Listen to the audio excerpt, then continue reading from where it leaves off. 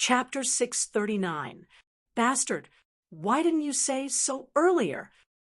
Bordia, who had several magical items hanging on her body, jumped up and cursed loudly. At the same time, she quickly began to remove the ring on her finger.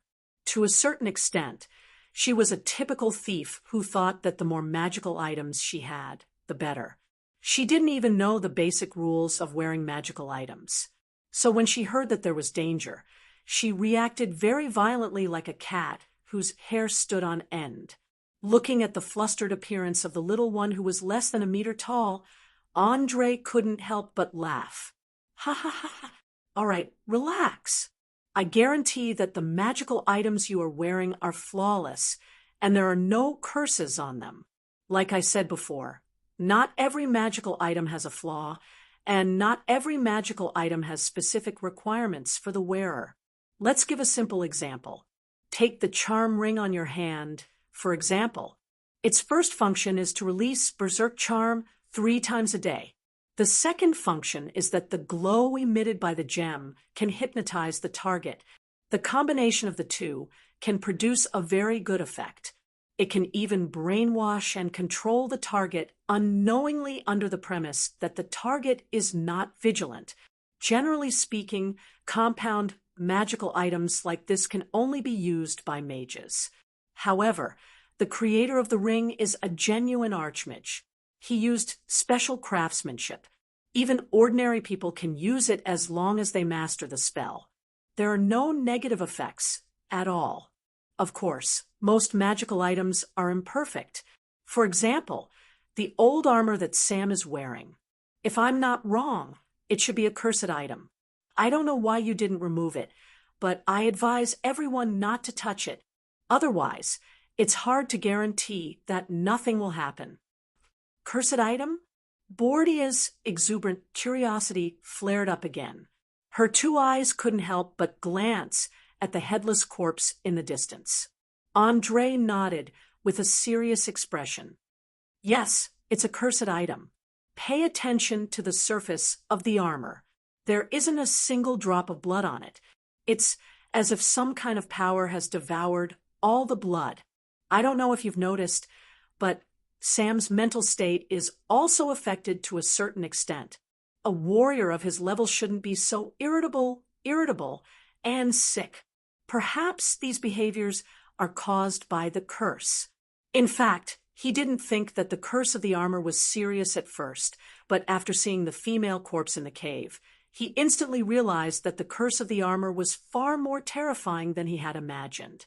Judging from the disgusting traces, Sam had been raping her while peeling off her skin with a knife.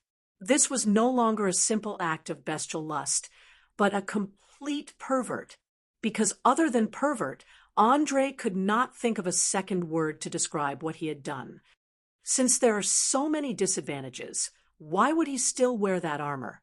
Mabel asked with a puzzled expression. Andre stretched out 2 fingers and explained, there are 2 possibilities. One is that Sam accidentally put on this armor and suddenly realized that he couldn't take it off. This is one of the biggest characteristics of all cursed items. The other is that the benefits brought by the armor are far greater than the curse itself. As for the specific benefits, I don't know yet, and I don't want to know at all. It sounds very scary, but I'm still curious about the magic of that armor. After saying that, the desire in Bosch's eyes became even stronger. Although she already knew the danger, she could not control her curiosity. The more dangerous and mysterious something was, the more it would attract the attention of the halflings. This was the nature of their race. It was said that the halflings were the only race that had the courage to face the dragons among all the races that lived on the surface. Although it sounded ridiculous, the halflings, who were less than a meter tall, actually dared to confront a colossus that was more than 3 stories tall and weighed several tons. Even the arrogant elves and stubborn dwarves did not dare to speak such arrogant words. But this was the truth. Everyone in the continent knew that the halflings had extraordinary courage. They might be cunning and greedy, but they were definitely not cowards. It was as if the creator had made a big joke and stuffed the world's biggest courage into the smallest body. Andre did not know how many times he had seen the big-breasted lowly reveal such a scary expression. He sighed helplessly. Sigh, well, I'll satisfy your curiosity. Go and get that armor. I'll help you identify it. Remember, wear gloves and don't touch it directly. Hee, thanks. After getting an affirmative answer, Bosha instantly dropped the things in her hands and rushed out, heading straight for Sam's headless body. Looking at her energetic appearance, Andre could not help but smile and shake his head. Then he said to the young man sitting beside him, "Pass those 2 greatswords to me. I'll help you identify them and see what their names are." "Okay," Mabel answered cleanly. In the blink of an eye, she had picked up the heavy greatswords. For ordinary people, heavy weapons needed 2 hands to move, but in his eyes, they only had a little weight. Andre took one of the swords and quickly mobilized the magic energy in his body. He gently stroked the sword, and the detailed information quickly emerged in his vision. 2-handed destroyer. Her Graham, greatsword +2. Every time it hits the target, it will cause strong acid damage to both hands. This weapon was made by a blacksmith who hated mages to the core. Because he poured all his resentment into the weapon during the process of making it, no spellcaster can use it normally. After getting the exact information, he picked up the other one. Graham's blade, greatsword +2. Every time it hits the target, there is a chance of triggering the bleeding effect. Even if it's just a small cut, the injured target will bleed nonstop for a short period of time. This weapon is the favorite weapon of the infamous warrior, Graham. When he was alive, he liked to hide in the dark and sneak attack his opponents, and then wait for the bleeding effect to trigger before turning and running away. He would only turn around and deliver a fatal blow when his opponent fell to the ground due to excessive blood loss. Should I say, as expected of a high-ranking warrior, these 2 weapons are really not ordinary goods.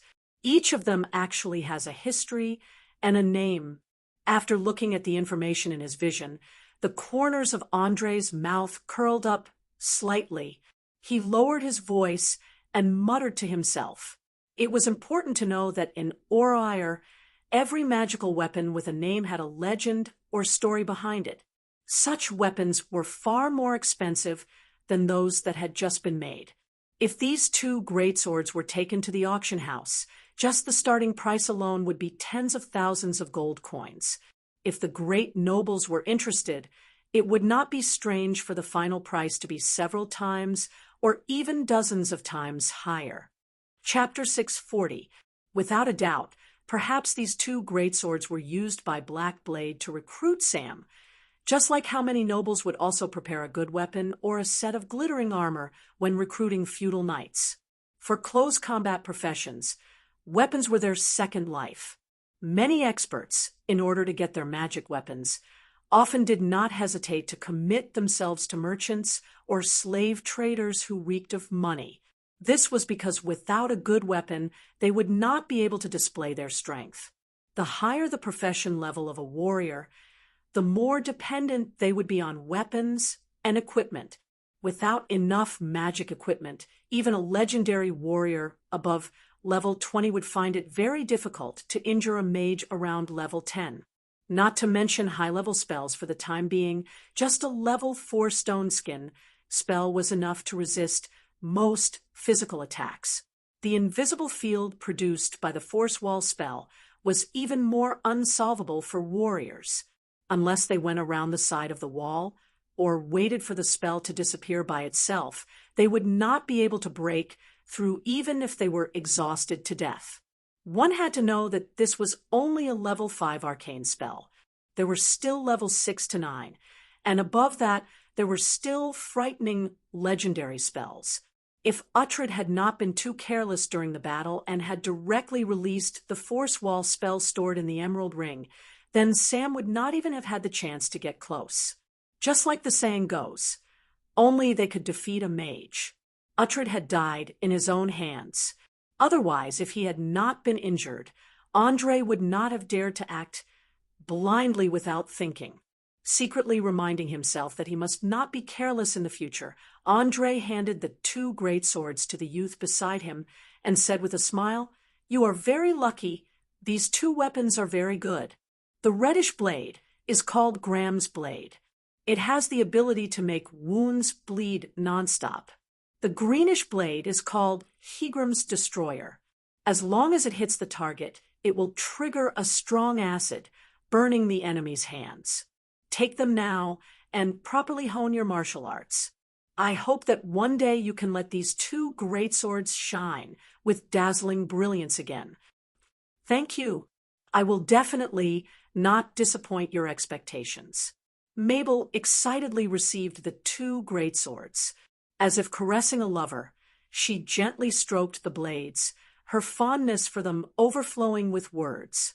He simply couldn't believe that he would be able to obtain such a priceless treasure one day. He felt like he was being enveloped by a huge sense of happiness.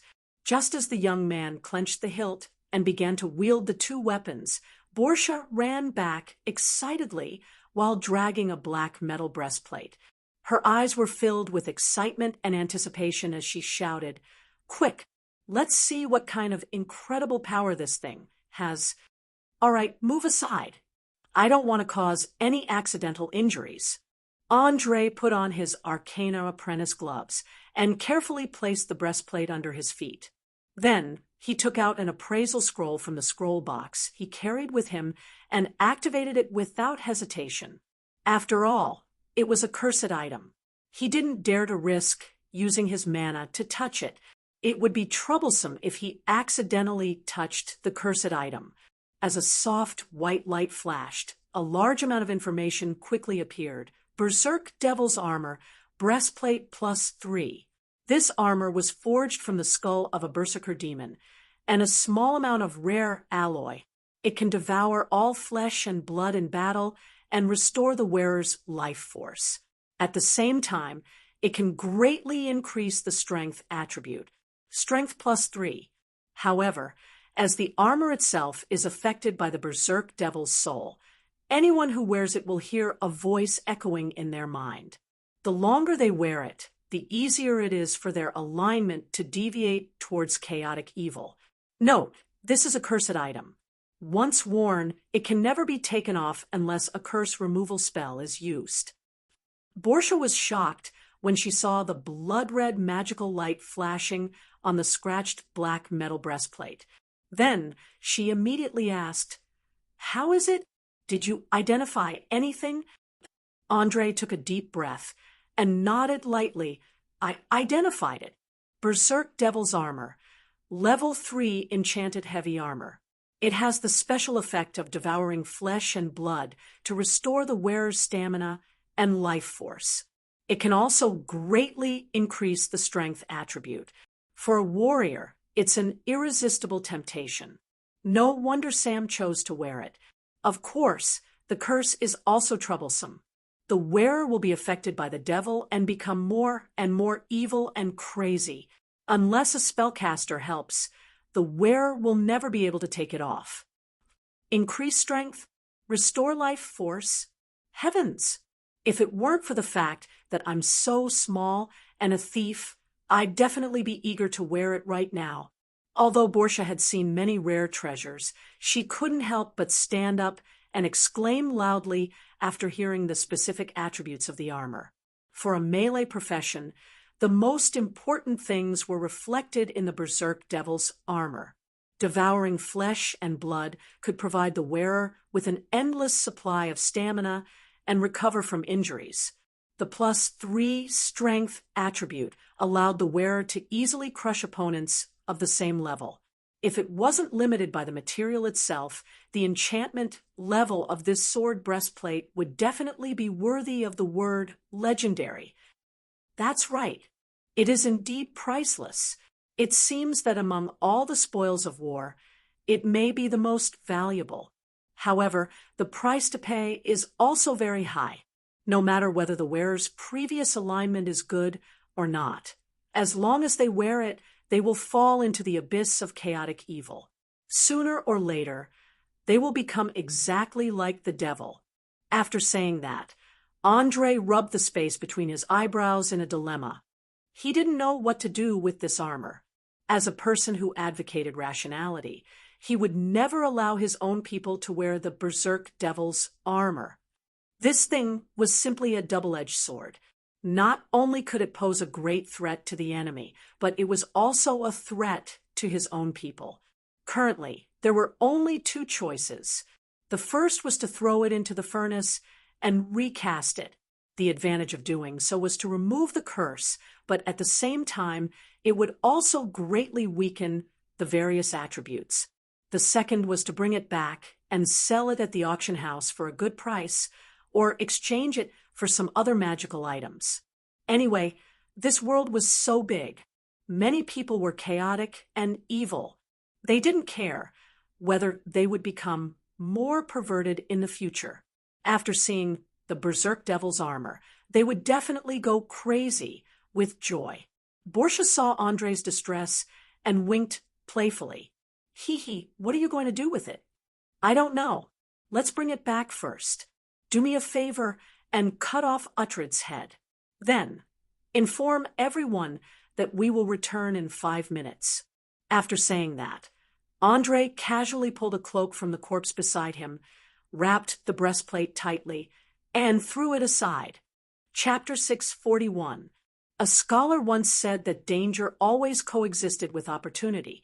The greater the risk one dared to take, the greater the reward would be. After a series of intense and exciting battles and calculations, Andre finally reaped the rewards. Not to mention the huge benefits brought by the complete control of the Shadow Net. Just the magic items obtained from Sam and Uhtred were enough to make countless people crazy, especially the seemingly inconspicuous cursed breastplate at the end. Once the news spread out, it would immediately lead to a bloody storm. The Oleal continent was not a society ruled by law.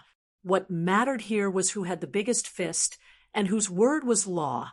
Bold adventurers and mercenaries, as long as they had the confidence, would even dare to rob noble lords. Some of the more powerful ones would even dare to declare themselves kings. In the more chaotic western coastal areas, there were many kings of small countries that had come to be like this. Wealth, power, reputation, treasures, rights, beauties, all of these were the root causes of killing and disputes. They were the embodiment of the inner desires and the goal that countless mortals pursued in their lives.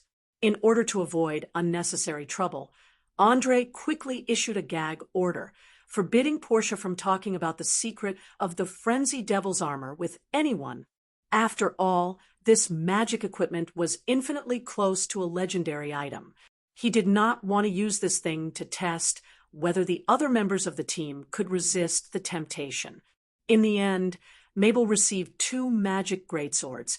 Portia chose the night vision belt, and Fiona was assigned the crystal pendant with +2 constitution. As for the rest of the force wall magic ring, scroll box magic potion, and so on, they were all taken by Andre. The loot distribution meeting ended in a very short time, except for the 2 parties. No one knew how rare and precious the worn-out armor wrapped in a cloak was. After a simple burial ceremony for the unknown female corpse, everyone began to quickly fill the soil. It only took a few minutes to bury her in the pit near the entrance of the cave. The liar, Jesse, used a stone to make a tombstone. During the whole process, the big cat did not leave. When everything was over, it could not help but let out a sad cry again. Poor thing, what are you going to do with it? Fiona asked softly while stroking the fur on the back of the Black Panther. Andre sighed and shook his head helplessly. I don't know. It's a leopard with high intelligence. You can try to communicate with it. If it has nowhere to go, we can take it back temporarily. Are you sure? It was an adult Black Panther. It could climb trees, swim, and run twice as fast as a human. It could jump 3 meters high and 6 meters away. Moreover, this kind of animal is a loner and can tear a person's throat with one bite. I don't think it's a good idea to let it stay in the city, Portia retorted, rolling her eyes. But we can't just leave them like this, can we? There aren't any large herbivores around Valen City for it to hunt. If we don't help, it'll either starve to death or it'll sneak into the city and be killed by the pirates. In the end, it'll become an expensive pelt under some important persons, but Mabel's tone and eyes were filled with pity. She, who had a kind and gentle personality, could not bear to leave the Black Panther to fend for itself. Damn it! I don't care about the life or death of this big cat, let alone whether it can hurt people. I just want to know when we're going back to the city. I'm tired and hungry right now, and urgently need to eat a big meal and then have a good sleep. Jess threw away the axe in his hand and complained loudly with gritted teeth. Due to his exhaustion and hunger, his temper was particularly irritable. Add to that the fact that even the slightest movement would affect his wounds, and that kind of painful and itchy feeling was worse than death. It was already not easy for him to last until he buried the female corpse.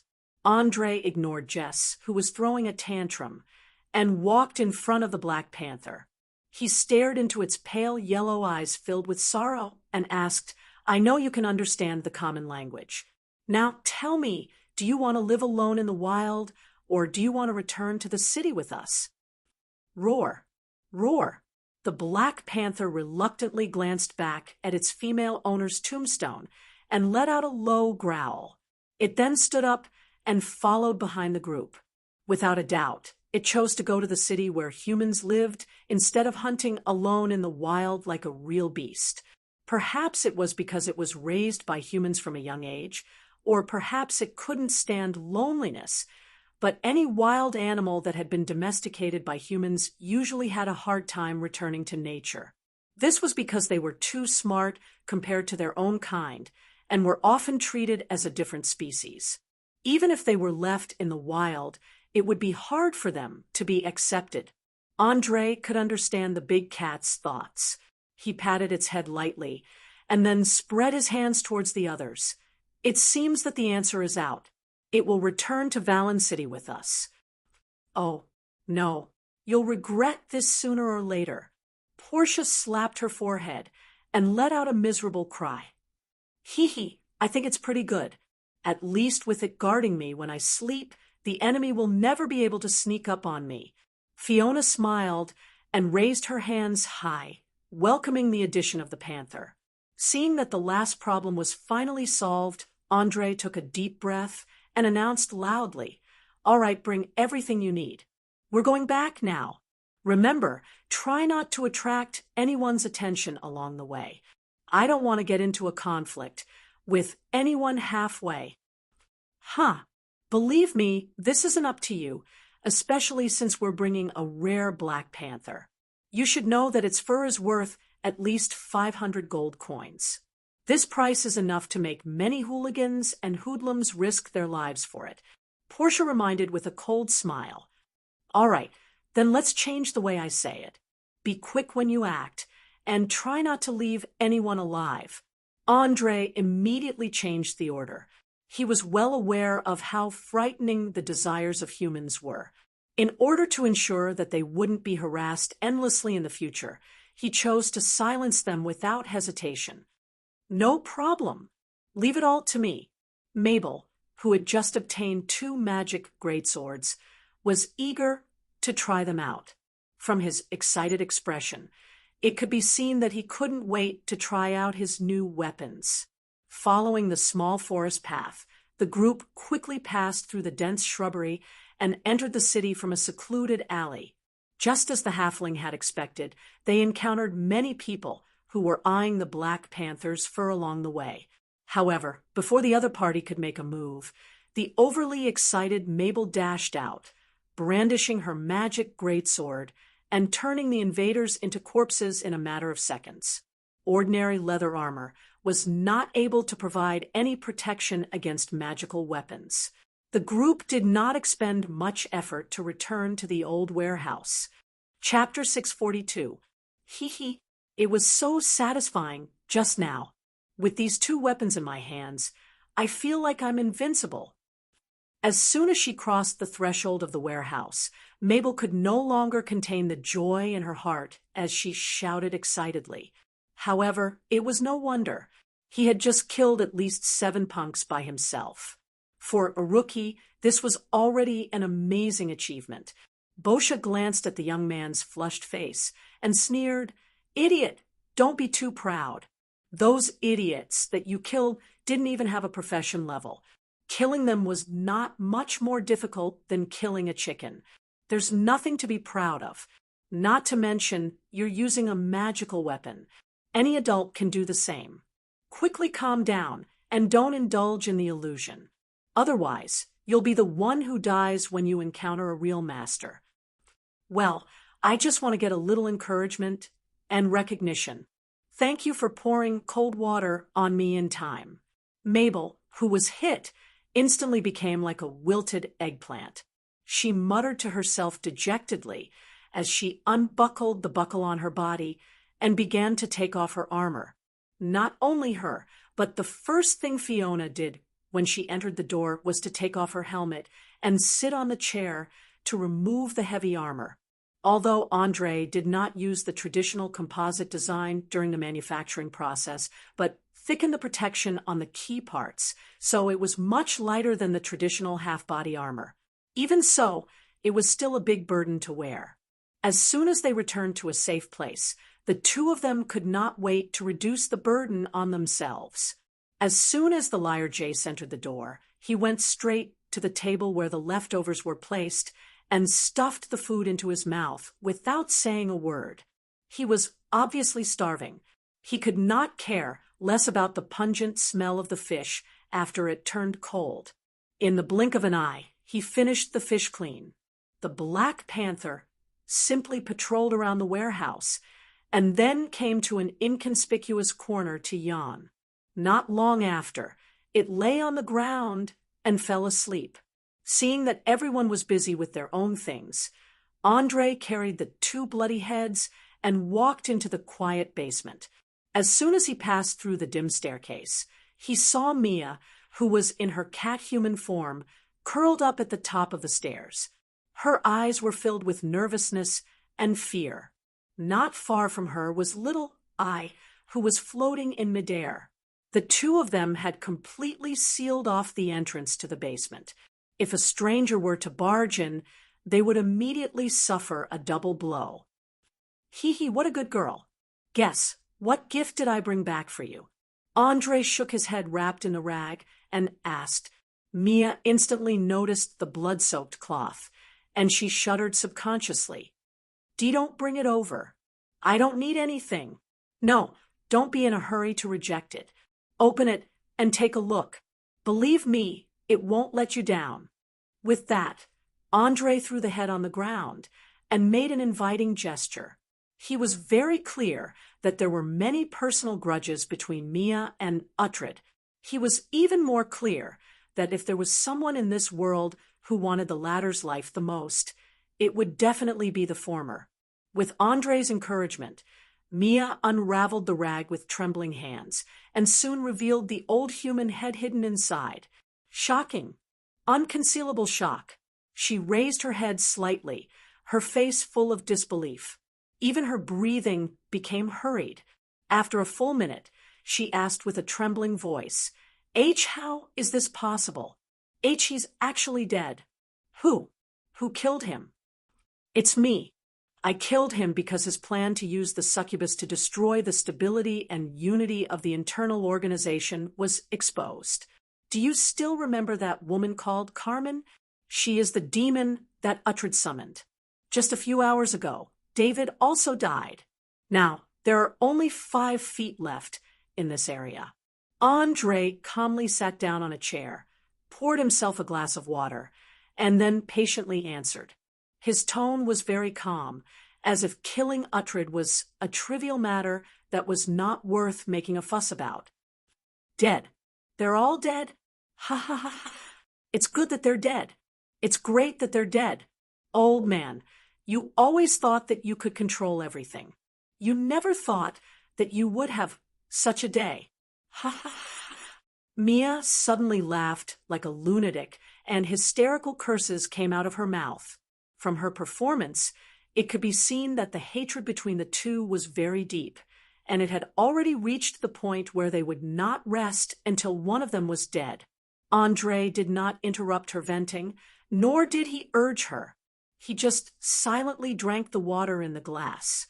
He had always been very patient and did not mind waiting for a few more minutes. Who knew if it was because she had been suppressed for too long? But Mia began to use her sharp claws as she cursed and scratched Uhtred's face.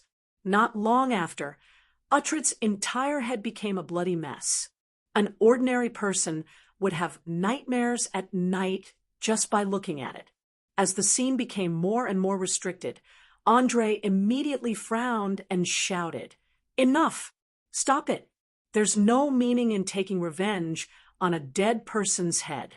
It can't feel pain or despair. You're hurting yourself now. If you don't want to die, stop immediately."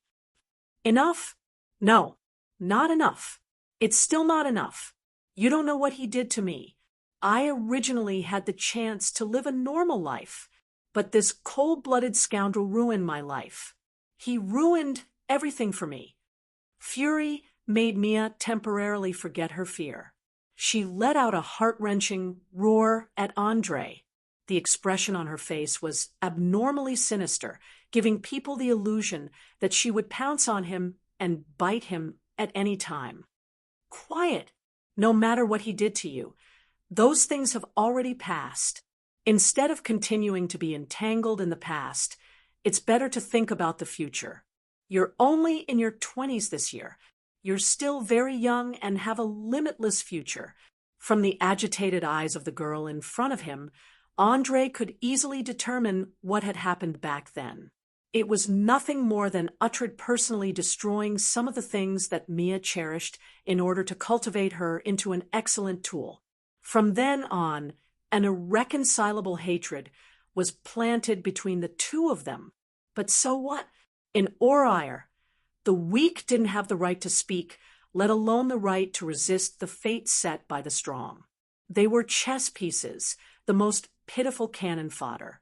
If they wanted to break free from control, there was only one way, and that was to become stronger, stronger, and stronger.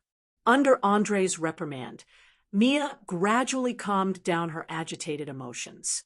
She wiped the tears from the corners of her eyes while kneeling on the ground with one hand on her chest and said, thank you for everything you've done, and thank you for your advice. I owe you a huge favor. If you need anything in the future, please don't hesitate to ask." Chapter 643. Everything I've done for you? Ha ha. Staring at the feline girl's beast-like vertical pupils, Andre shook his head with a chuckle. "No, I think you've misunderstood something. You killed Uhtred only because he violated my bottom line and attempted to surpass my control over the resources of the Shadow Web in the Sardinia Islands. As for the grudges between you and him, that's your own business. I brought his head back just to remind you that no matter what you do in the future, it's best to put away your previous tricks.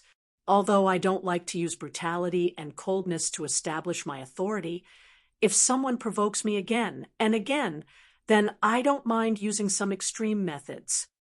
"Understood. You're different from Uhtred. He likes to control everything, even the thoughts of others. You, on the other hand, prefer to draw a red line and let everyone know which areas cannot be crossed. Then, you'll let your subordinates do whatever they want. I like your way of doing things. At least I can feel a bit of freedom." Mia was very smart and pointed out the most fundamental difference between the two of them. Uhtred was a very traditional mage who advocated the theory of absolute control that had been passed down since ancient times. In other words, ordinary people didn't need to think independently. They only needed to follow the orders of smart people 100%. This was a good thing for everyone. As for the scope of smart people, it had been decided thousands of years ago. There was no profession in the world that was smarter than mages, so obeying smart people was also obeying mages. Although it sounded very reasonable and theoretically possible, it ignored the most important point, which was human nature. No one was willing to admit that they were stupid, and no one was willing to lose their freedom and live under the control of others for the rest of their lives. One day, 2 days, a month, or even a year, as the time of being controlled grew longer, humans who had independent thoughts would have a very strange reaction, and that was a sense of oppression. They would feel that there was an invisible thing constantly pressing down on them, getting heavier and heavier, and finally leading to the illusion that they couldn't breathe. Soon, resentment and hatred would be born. Without any excuse or psychological comfort, the resentment in people's hearts would grow wildly like weeds. Perhaps under the deterrence of violence and fear, most of them could continue to remain silent. However, if violence and fear lost their effect, a strong resistance would erupt in an instant. There was no doubt that Uhtred's management style was a failure because he didn't know what it meant to hide, and he didn't know how to create an illusion of comfort in his heart. If he had used a different method, he might not have fallen to his current state. This was just like the countries on Earth. Although someone had clearly pointed out that the country was a tool of class rule a long time ago, those who could become the ruling class naturally couldn't be poor. In other words, from the beginning to the end, those who controlled the country were always few in number, but controlled most of the resources of interest groups. But what was strange was that as long as these interest groups called for the so-called democracy and used the so-called election as a cover to raise the flag that the country belonged to the people, people seemed to be able to find some kind of psychological balance all of a sudden and began to feel at ease that they could really influence the policy. In fact, the real control had always been in the hands of a small number of people.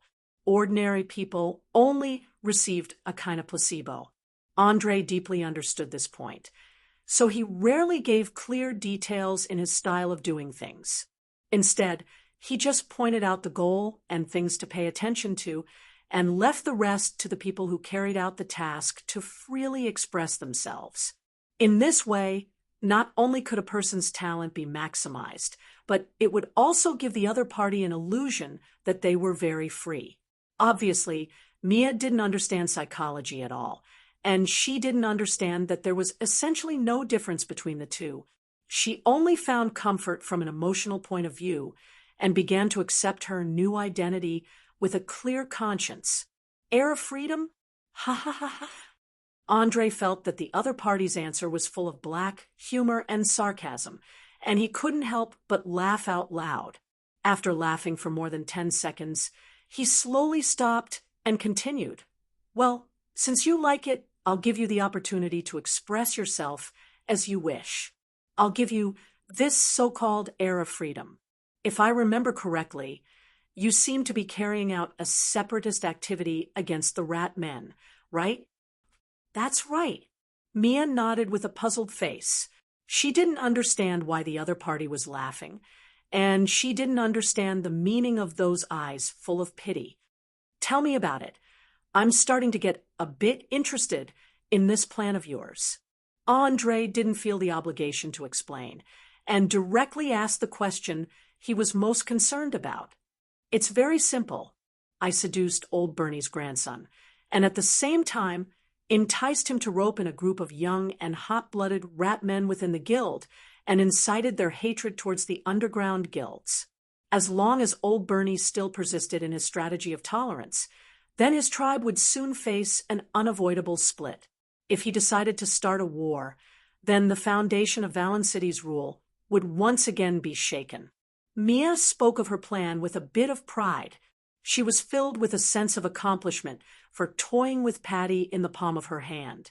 If it weren't for the accident that happened later on, she was confident that she could use this plan to obtain an even higher position. Andre raised his eyebrows in surprise. Oh, so you're the person behind Patty? That's right, it's me. What, do you plan to restart this plan? Mia raised her head and asked carefully. Ha, yes, I plan to restart this plan. More accurately, I want you to immediately mobilize these young rat men filled with hatred and hot-blooded rat men. The time for the decisive battle will soon arrive, and I don't want other powers to be spectators at such a crucial time. Therefore, it's time for old Bernie to pick a side. With that, Andre's gaze deepened. In reality, he was more afraid of the Rat King's destructive power than the slow reaction of the underground guilds. Therefore, he had to drag the Rat King down with him, no matter what. Mia instantly became excited when she heard the plan to restart. Weapons!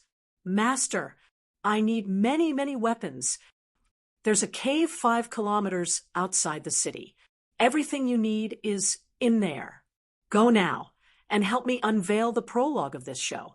If your performance is satisfactory, then I don't mind giving you a few more scenes. Andre raised the catgirl's chin with his right hand as he spoke, his finger gently sliding between her sexy collarbone and cleavage. As you wish, my beloved master. Not only did Mia not have any expression of disgust, she even squinted her eyes in enjoyment, like a cat being caressed by its master. She then kissed the back of his hand and quickly disappeared. Chapter 644. After sending off the sexy catgirl, Andre closed the door to the basement and asked Small Eyes to guard outside to prevent anyone from entering. After finishing all the preparations, he quickly went to the innermost corner and stared at the woman who was trembling in fear on the bed. After a full minute, he sighed slightly. Madam, you don't have to make the atmosphere so tense. We can sit down and have a good talk. No, there is nothing to talk about between us. Just kill me. I don't know anything. I can't say anything. If I say anything, that man won't let me go. He's a real demon. The woman who pretended to be Clarissa Bessemer was very agitated, even a little crazy. She had been in this state since she was captured. She refused to eat or drink, as if she wanted to die of thirst or starvation in order to obtain eternal relief. Andre could not imagine what a person had experienced to be so afraid. It had even surpassed fear itself and became a kind of mental shackle. Compared to this, death was an inconspicuous foil. Seeing that the woman was still unable to communicate normally, he frowned subconsciously and threw the head in his hand to the ground. He ordered in an unquestionable tone, "Open it, now." Since the problem could not be solved by communication, he would use facts to speak. Andre believed that as long as she saw the thing wrapped in the rags, the woman would be able to come out of the shadows and decipher the manuscript of the master swordsman, Johannes Richard Turner. This was also one of the reasons why he cut off Sam's head. After witnessing Sam's combat techniques with his own eyes, Andre had a deep understanding of how precious the knowledge left behind by the man who was known as the strongest warrior in human history was. Now that he had the opportunity to obtain a part of it, he would not let it go. The woman was startled by the sudden package, especially the pungent smell of blood and the dark red blood stains. It did not look like something normal. However, she was in a state of mental breakdown at the moment. She did not care about the danger at all. Trembling, she untied the cloth wrapped outside, revealing the black head inside. In an instant, the woman jumped more than a meter in the air as if she had seen a ghost. She quickly retreated to the corner and curled into a ball. She shouted in horror, "No, impossible. This can't be real. You must be lying to me. How could he die? Impossible. Illusion. My eyes must be hallucinating." Even though her skin was severely burned, and even her hair and eyebrows were unrecognizable, she was still able to recognize the identity of this head at a glance. She seemed to have gone crazy as she kept grabbing her hair with her hands. As she used too much strength, she even scratched her scalp, leaving streaks of blood. "Why not? Calm down, madam. I haven't said anything yet. Andre grabbed her slender wrist and stopped her from further self-harm. However, the woman didn't seem to appreciate his kindness. She pushed him away and stared at him with bloodshot eyes. She laughed wildly and roared, "Ha ha ha! Calm down. How am I supposed to calm down? Say it. How am I supposed to calm down? A whole 15 years. He was like an omnipotent god, occupying my head for 15 whole years. Do you know how I spent the past 15 years? I forced myself to wag my tail and beg like a loyal dog, to win the favor of the executioner who murdered my family. Now tell me, is he really dead? Is it true?" As her tone became more and more agitated, the woman's expression became more and more ferocious. At the same time, her two hands grabbed Andre's collar and shook vigorously. Her whole body was releasing an aura of unrelenting determination. "I'll say it again. Calm down, madam. Although your experience is very pitiful, I don't have any obligation to answer your question. Do I? Everything in this world has to follow a basic principle, and that is to give and receive. If you want to get something, then you have to pay the corresponding price. I can answer your question, but before that, have you thought about what you are prepared to pay?" Andre's tone was as calm as ever, as if he didn't care about her rude attitude at all. It was as if he was just stating a fact. But in fact, from the moment the woman lost control of her emotions, he had already begun to laugh in his heart. This was because he knew that Sam's brain was still useful. The more agitated the woman was, the higher the possibility of achieving her goal. "Humph. Price? No problem. As long as you tell me what happened, I'm willing to pay everything. My body, my soul, even the knowledge in my head. You can take all of it away whenever you want." The flood of emotions caused the woman to completely lose her mind. She loudly promised everything she had left without considering the consequences. Perhaps to her, today was the end of her life. Seeing that things had developed to this point, Andre didn't intend to beat around the bush. He directly took out the manuscript that he carried with him and threw it on the bed. "I don't ask for much. Help me decipher the contents inside. I believe that since you can impersonate Larissa Bessemer, you must have inherited her ability. It shouldn't be difficult to do this, right?" The woman didn't say anything.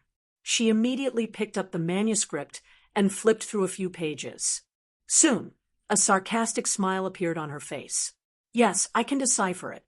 Someone has patiently waited for more than 10 years to find this manuscript. I didn't expect it to be in your hands. In fact, my existence itself is to decipher it. So, of course, I can do it. In this world, there's no second person who can do it better than me." "Is that so? I'm relieved to hear that." Andre nodded with satisfaction. "That's right. Sam is dead. I chopped off his head with my own hands. Even his beloved armor and weapon have become my spoils of war. If you don't believe me, you can see for yourself." After receiving a positive answer, the woman's hands began to tremble uncontrollably. Tears kept falling from her eyes. Her lips and face became abnormally pale. Her nose twitched slightly. Not long after, she knelt on the ground and burst into tears. She cried so sadly that it seemed as if she wanted to release the grievances and resentment that had been suppressed for years in one breath. At the same time, she kicked and kicked Sam's head. Andre stood at the side and watched. He didn't stop her or say anything. He just silently waited for her to fulfill her promise after she had vented enough. If the situation allowed, he also wanted to hear what happened behind the scenes. He believed that it must be a very shocking and bizarre story. Chapter 645. The atmosphere in the basement was oppressive and oppressive. The only light came from the oil lamp on the table in the middle. It was so dim that it couldn't light up a space of more than 100 square meters. coupled with the badly mutilated head, it added a bit of a terrifying atmosphere. After an unknown amount of time, the woman finally stopped sobbing. She sat on the ground with an expressionless face. Her eyes were lifeless and empty, like a body without a soul. If it weren't for her hands pressing on Sam's head, perhaps anyone would have mistaken her for a dead body. Of course, her current state wasn't much better than death. Although she was still alive physically, her heart was already dead. The immense pain had completely destroyed the woman's desire to live and her vision for the future. A person who didn't desire to live and didn't have any self-worth to fulfill usually wouldn't live for too long. In his previous life, Andre had seen such eyes in the hospital. He also knew that not long after that accidental encounter, that person used a fruit knife to end her life. Without a doubt, if he didn't want to see this woman suddenly kill herself, he had to quickly set a new life goal for her. Otherwise, when half of the manuscript was deciphered and she was gone, that would be a joke. Cough. If you don't mind, can you tell me what happened to you? I'm a bit curious. What was your original name? How old are you now? How did Sam turn you into a replica of Clarissa Bessemer? In order to prevent this woman from continuing to be depressed, Andre deliberately pretended to be harmless. He walked 2 steps forward with a smile, sat down beside her, and started to lead the conversation. As a capable actor, he could change his image and temperament at any time. In just a few seconds, he changed from a plain and cold mage to a gentle and considerate gentleman, especially his gentle and intimate actions. It was simply a fatal poison to the opposite sex. The woman whose cheeks were touched by his fingers obviously twitched her arm. She slowly turned her head and asked with a voice full of bitterness, "Do you really want to know? I have to remind you, this story is full of blood and killing, and also indescribable morbidity. Perhaps after listening to it, you will have nightmares for the rest of your life." Yes, I want to know, and I can guarantee that I won't have nightmares because I've already encountered nightmares in real life. How about this? You tell your story first, and then I'll tell mine. When the conversation is over, maybe we can even become friends. What do you think? After saying that, Andre looked into the other party's red eyes, his gaze full of sincerity. The woman hesitated for a few seconds, then took a deep breath and said, "Well, since you're willing to listen, I don't mind telling you my experience. Sam is dead anyway, so I have nothing to hide. My real name is Jennifer Holden, and I originally had a kind and amiable father and a gentle and beautiful mother. They were both nobles of Chadel City and lived a happy life. However, all of this was completely destroyed on a night in March 15 years ago. I only vaguely remember that night. A group of masked thugs suddenly rushed into a manor in the suburbs. They killed everyone they saw, from the maids to the gardeners. They didn't even spare the babies who were less than 5 months old. Screams, blood, and corpses turned the beautiful manor into a purgatory. My father and mother were beheaded right in front of me. I was only 12 years old that year, the most beautiful age of a young girl, but I had already lost everything. After killing everything that was alive, these masked thugs set a fire and brought me to Sam. From that day onwards, he became my master, using unparalleled fear to control my soul. I was forced to wear an ice-cold iron mask, wear armor that restricted the growth of my body and bones, and even my diet was strictly controlled. All of these were just to let me perfectly replicate a certain person's appearance and body.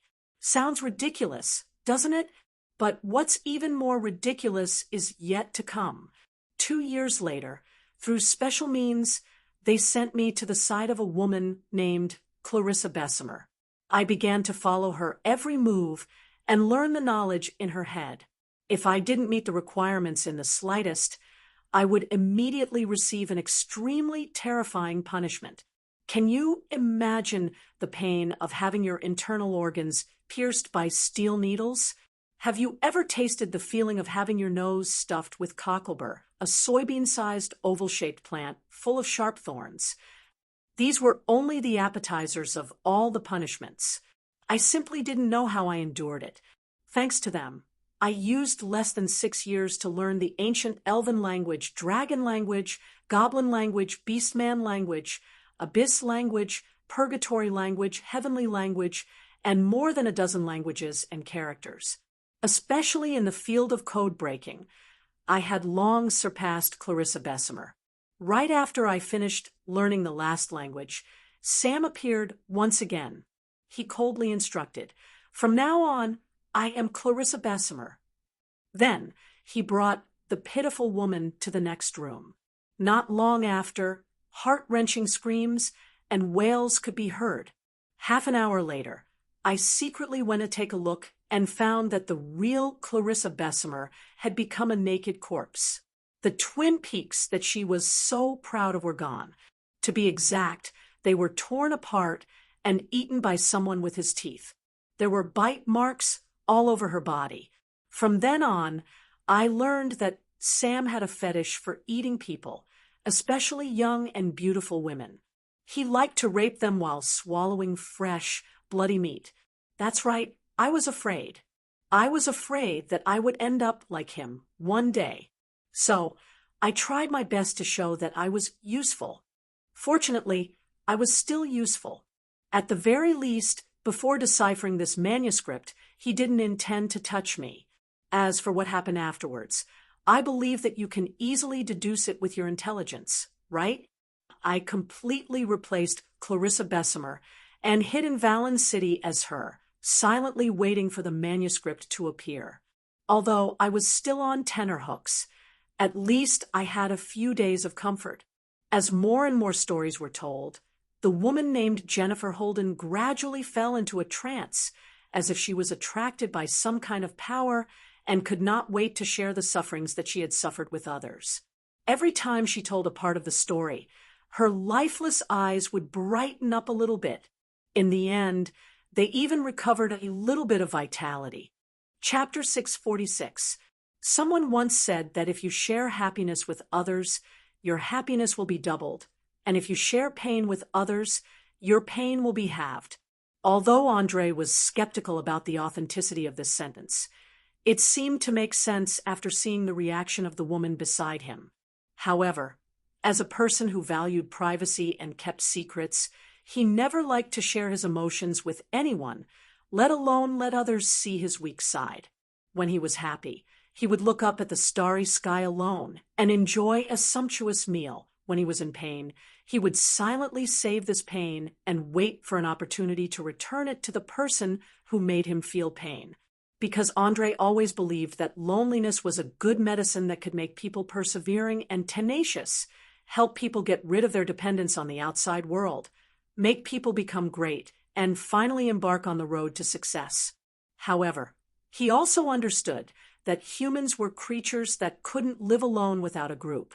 Everyone had to integrate into the group so that they wouldn't be ostracized and treated as a different species. Therefore, when necessary, he was willing to share some insignificant things with others. After listening to Jennifer Holden's story, Andre didn't immediately make any comments. He just nodded gently and sighed. Your life is full of hardships and pain, but this doesn't mean that you have to give up hope for the future and actively embrace death.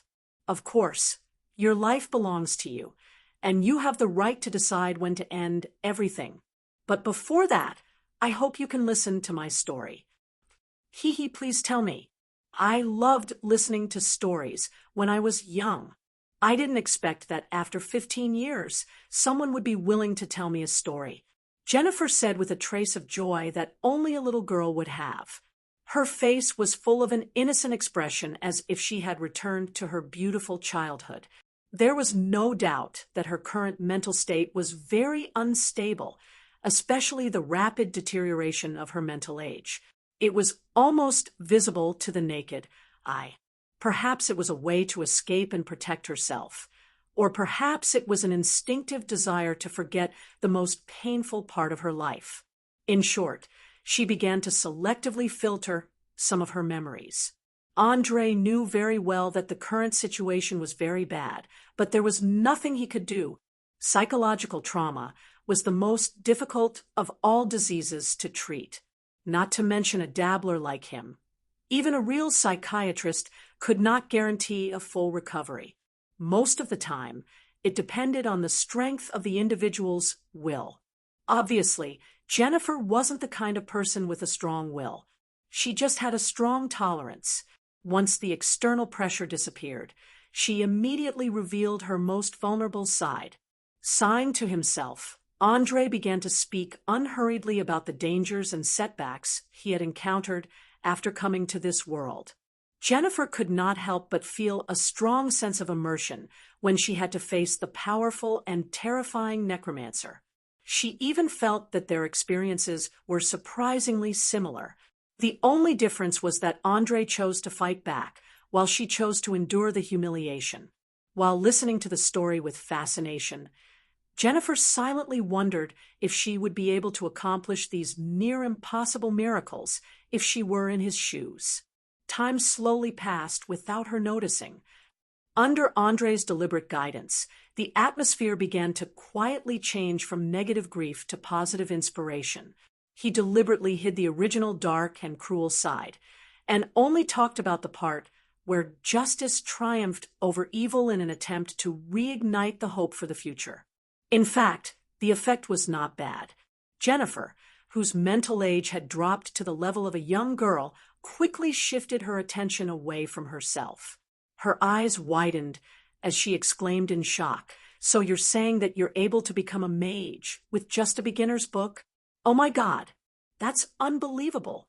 As far as I know, to become a mage, one has to go through a long period of apprenticeship and the guidance of a mentor. Otherwise, the slightest mistake will lead to death. But you have broken this common sense." Indeed, normally, a mage's apprenticeship would take at least a few years.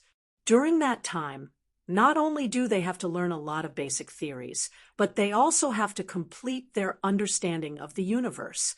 My unexpected success is not so much talent, but luck.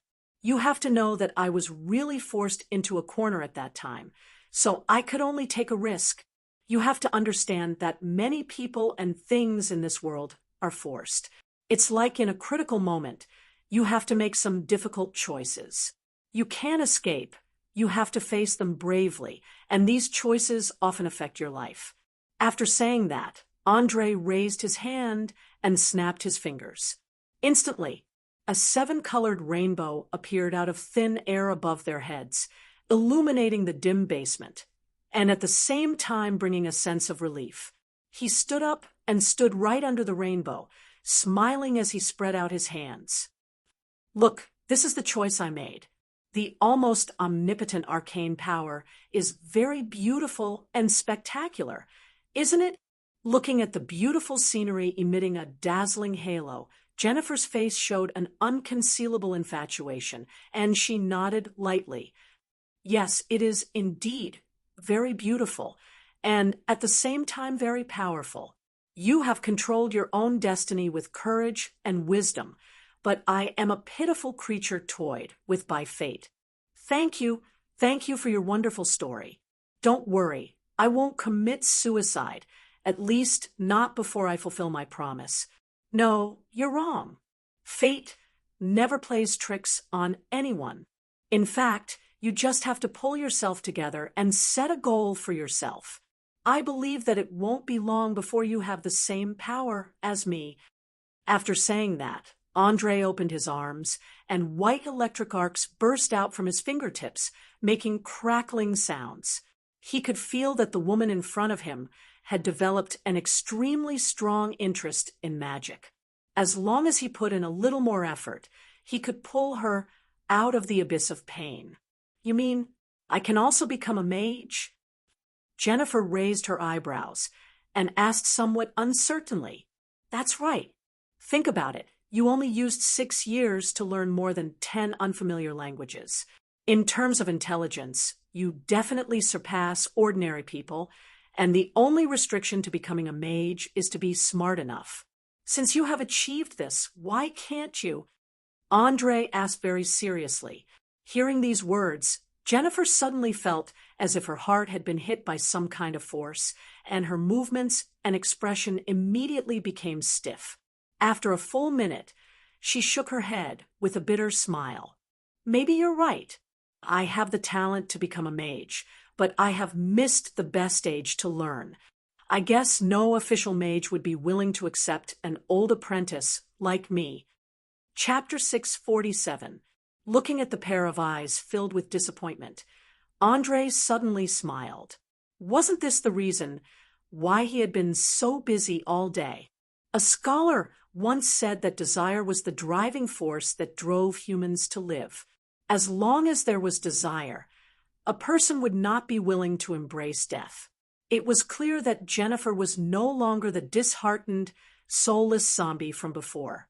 She was deeply attracted by the beautiful magic and had a strong urge to obtain this power. No, you're wrong again. Although it's better to learn magic as young as possible, it doesn't mean that there won't be a chance when you're older. You have to know that in history, many famous mages only started to learn arcane magic at the age of 30 or even 40, but they used a few short years to achieve something that others would never be able to achieve in their lifetime. In my opinion, age has never been an obstacle to becoming a mage. As long as you nod your head, I can immediately become your guide on the path of magic. Now tell me, do you desire to become a mage? Do you desire to possess powerful and beautiful power? Do you desire to control your own destiny and no longer be at the mercy of others? Andre used a provocative tone and asked 3 questions that were directly from the depths of her heart. He was very clear about what it meant for a normal person to step into the world of mages. It meant that they would have to learn endless knowledge and explore the endless universe. From then on, they would have no time to hesitate, to be lost, and to remember the pain of the past, compared to the ultimate goal of mages, which was to uncover the veil of eternal truth. A miserable life was nothing. Jennifer would soon abandon the past and spend all her energy on learning and exploration. From a certain perspective, the world of magic was completely like a mental drug. It made people unable to help but immerse themselves in it, forgetting to eat, to drink, to sleep, to forget the passage of time, and even to forget about their own death. Anyone who had personally experienced the feeling of this wonderful power flowing through their blood would instantly become addicted. As an addict, Andre had no doubt experienced this deeply. Can I really do it? You're really willing to be my mentor? Perhaps it was because of her emotional state. Jennifer's voice was trembling and stuttering. Her 2 hands were tightly clasped together, and because she used too much strength, her knuckles were pale. Of course, you have outstanding talent. There's no doubt about that. I'm also very happy to become your mentor and help you embark on your own path of magic. However, knowledge is expensive, and I can't always provide you with everything you need for free. It was not easy to bring someone who knew nothing about Arcana into the school. Not only did it require a lot of effort, but it also required the purchase of many strange tools and expensive materials. If converted into gold coins, it would be equivalent to the savings of a wealthy noble who did not eat or drink for 3 years. One had to know that this was only the cost of calling when he was still an apprentice.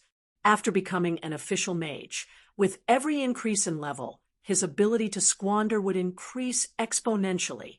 Mages were never a class that the poor could afford to play. With Andre's current income, it wouldn't be a problem for him to nurture a dozen apprentices out of his own pocket. However, he didn't want to be in a situation where he was indebted to one who was indebted to another. Therefore, there were some things that needed to be made clear. Jennifer was very smart. She immediately understood the subtext of his words. She smiled sweetly and said confidently, I understand. Most mages follow the basic principle of exchange. If you want to get something, you have to pay a corresponding price. Right now, I can't pay much, only the knowledge in my head. I can be your assistant and servant. If that's not enough, then I'll have to pay with my body. I have no experience in this area, so you'd better not expect too much. It had to be said that she seemed to have an unimaginable obsession with magic and was willing to give up everything for it. Andre sensed an indescribable quality from the young man. It was this quality that made him hesitate for a few seconds, but he quickly recovered and extended his right hand with a smile. Your knowledge is very useful to me. It should be enough to cover part of the cost. As for the rest, I can lend it to you in the form of a loan. When you have the ability to repay it, you can pay it back bit by bit. Now, let's shake hands. From now on, you're my apprentice. Thank you for your generosity, my dear teacher. Rather than shaking hands, I'd prefer a warm hug. You don't mind, do you? Jennifer said as she opened her arms. Her eyes were filled with excitement and anticipation. Of course I don't mind. Who would refuse a hug from a beautiful lady? Andre retracted his right hand and took 2 steps forward. Following that, 2 women's arms hugged his neck tightly. The 2 of them were face to face. The distance between their noses was less than a centimeter. They could feel each other's breathing. Jennifer maintained her figure very well. Perhaps it was because she had been controlling her diet for a long time. Her waist did not have a trace of fat. In addition, she was 27 years old. Her whole body was filled with the mature charm of a woman. On the other hand, Andre was a handsome young man. The experience of 2 lifetimes gave him a maturity and vicissitudes that did not match his age, especially the wisdom in his eyes. Anyone who saw them would have the illusion that they were seen through from the inside out. Some geneticists once said that outstanding members of the opposite sex would be attracted to each other. This was because their bodies contained genes that could produce more outstanding offspring. This kind of attraction was fatal. It was almost impossible for healthy people to resist. Andre did not know whether the geneticist's theory was correct or not. However, he knew that due to his long-term abstinence, some of the desires in his body were rising rapidly. Of course, Jennifer felt the same way. Ever since she was abducted at the age of 12, she had been living in fear. She did not even dare to comfort herself, let alone find a man. She was still a virgin to this day. Now that all the pressure was gone, her primitive instincts naturally began to awaken. Huff, huff, huff, huff. With the secretion of hormones, their breathing gradually became heavier. In just a few minutes, their clothes were soaked in sweat. Their last trace of rationality was hovering on the verge of collapse. Chapter 648. Just when the man and woman were half undressed and about to go all out, there was a sudden rush of knocking at the entrance of the basement, followed by Mabel's voice through the cover. Hey, buddy, no matter what you're doing, you better come out immediately. Someone just slipped an unsigned letter in through the crack of the door. There's even a silver skull coin in the letter. I think it's probably something important. Andre, whose blood was boiling, immediately calmed down after hearing this. He hurriedly took a deep breath and replied loudly, Okay, wait a moment. I'll go up right away. You have to be quick, or else I can't guarantee that Portia won't open the wax seal on the letter before you come up. You know, she's always very curious, and now she's eyeing the letter in my hand like a tiger eyeing its prey. After making a joke, Mabel's voice quickly disappeared. She didn't try to get past the small-eyed guard and enter the basement. In fact, without the master's order, no one could open the cover to the basement under his nose. If anyone dared to force their way in, they would immediately be shot with a frost ray. Looks like our intimate plans are going to be ruined, right? Jennifer licked her lips and asked with her two watery eyes. With reason once again taking control of his brain, Andre quickly recovered his calm appearance and shook his head with a chuckle. No, my dear apprentice, we didn't have any plans from the start. What we did just now was just a strong physiological impulse. Just like how animals go into heat during certain seasons, humans are a little more special and stay in heat for an entire year. Hee, that sounds interesting. Is this the first lesson you're going to give me, mentor? Jennifer raised her eyebrows and asked. Obviously, she liked this kind of conversation, filled with ridicule, and she liked the freedom she had now, where she didn't have to suppress her natural instincts. If you think so, then so be it. Erudition is the result of the accumulation of knowledge. Becoming a mage just so happens to require a lot of knowledge. As long as you continue on the path of magic, you'll become erudition one day. All right, now let go of me. I need to go up and see what's going on.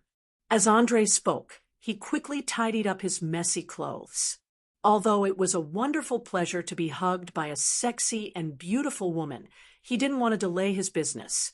As the saying went, only men who could control their lower bodies at critical moments were qualified to achieve extraordinary achievements. Those who were dominated by their lower bodies could only be slaves to their desires for the rest of their lives. Jennifer stroked her sweat-soaked hair, not minding the large amount of exposed skin on her chest. Reluctantly, she loosened her arms. Well, as you wish, my young mentor. I have to say, your self-control is quite astonishing. May I ask, are you always able to control your desires? Andre shrugged innocently and replied, Unfortunately, I can't. There were times when I lost control of my emotions or desires, but such situations were extremely rare. Most of the time, my will was always under the control of reason. In fact, desire originates from the physiological needs of the body itself. It is a primitive instinct hidden in the blood. No one can completely control their own desires, let alone mortals. Even the high and mighty gods are no exception. Primitive instinct hidden in the blood, looking down at the reddened skin around her collarbone, Jennifer's eyes showed a trace of understanding.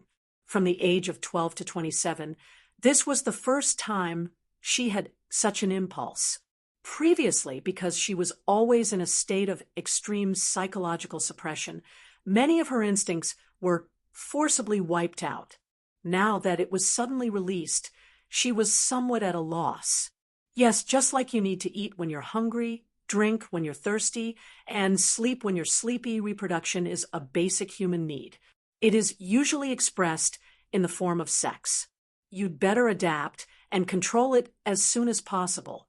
Self-control is a necessary lesson for every mage. If you can't do this, I'm afraid it won't be long before you die in all kinds of dangerous magic experiments. After saying that, Andre raised his head and left a meaningful look, then turned and walked up the stairs leading to the upper floor. He was very clear that his new apprentice would be troubled by emotional and physical aspects for a long time, especially the latter, which was like a flood bursting through a dam, constantly emitting an aura that attracted the opposite sex. Don't worry, this little trouble can't stop me. Also, that manuscript will take at most 3 days to finish. I hope you can give me a little surprise by then. Jennifer stretched and waved the notebook in her hand. I promise, once you decipher the secrets in the manuscript, I will immediately start using the fastest speed to bring you into the world of mages. Remember, I want a complete manuscript without any flaws. Don't sacrifice quality for speed. Andre warned, without turning his head. Jennifer smiled and shrugged her shoulders. My dear teacher, you have to have some confidence in me. You know, I have been preparing for this day for close to 10 years. All the knowledge and skills stored in my brain are all for this little manuscript. No matter how fast I decipher it, there will not be any mistakes. Is that so? That's good. It seems that I have to prepare a small gift in advance.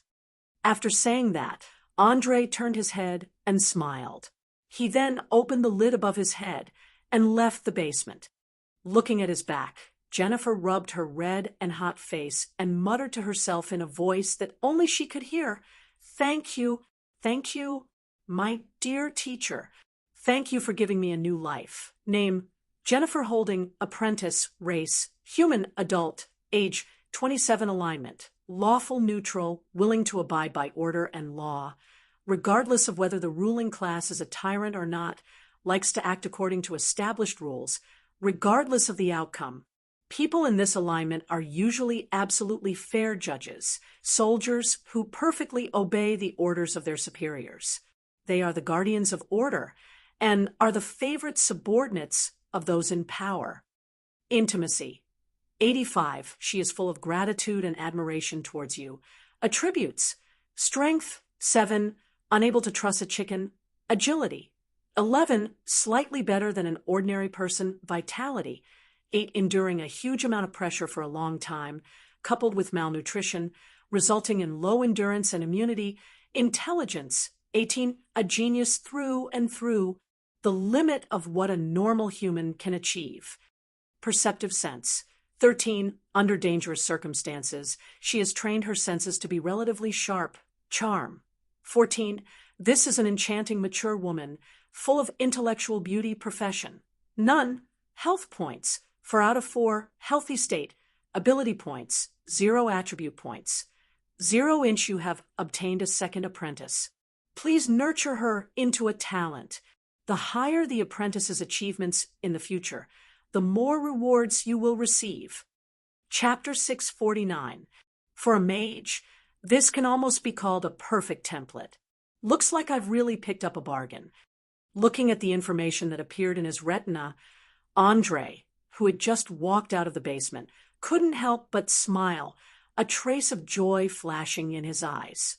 He originally only wanted to help her regain hope, but who would have thought that Jennifer's talent was so outstanding, especially her intelligence, which far exceeded his expectations. No wonder Sam chose to cultivate her into a clone of Clarissa Bessemer. Perhaps it was because of her outstanding learning ability. After all, it was unlikely that a normal person would be able to master more than 10 languages in a short few years, let alone learn how to decipher complex codes.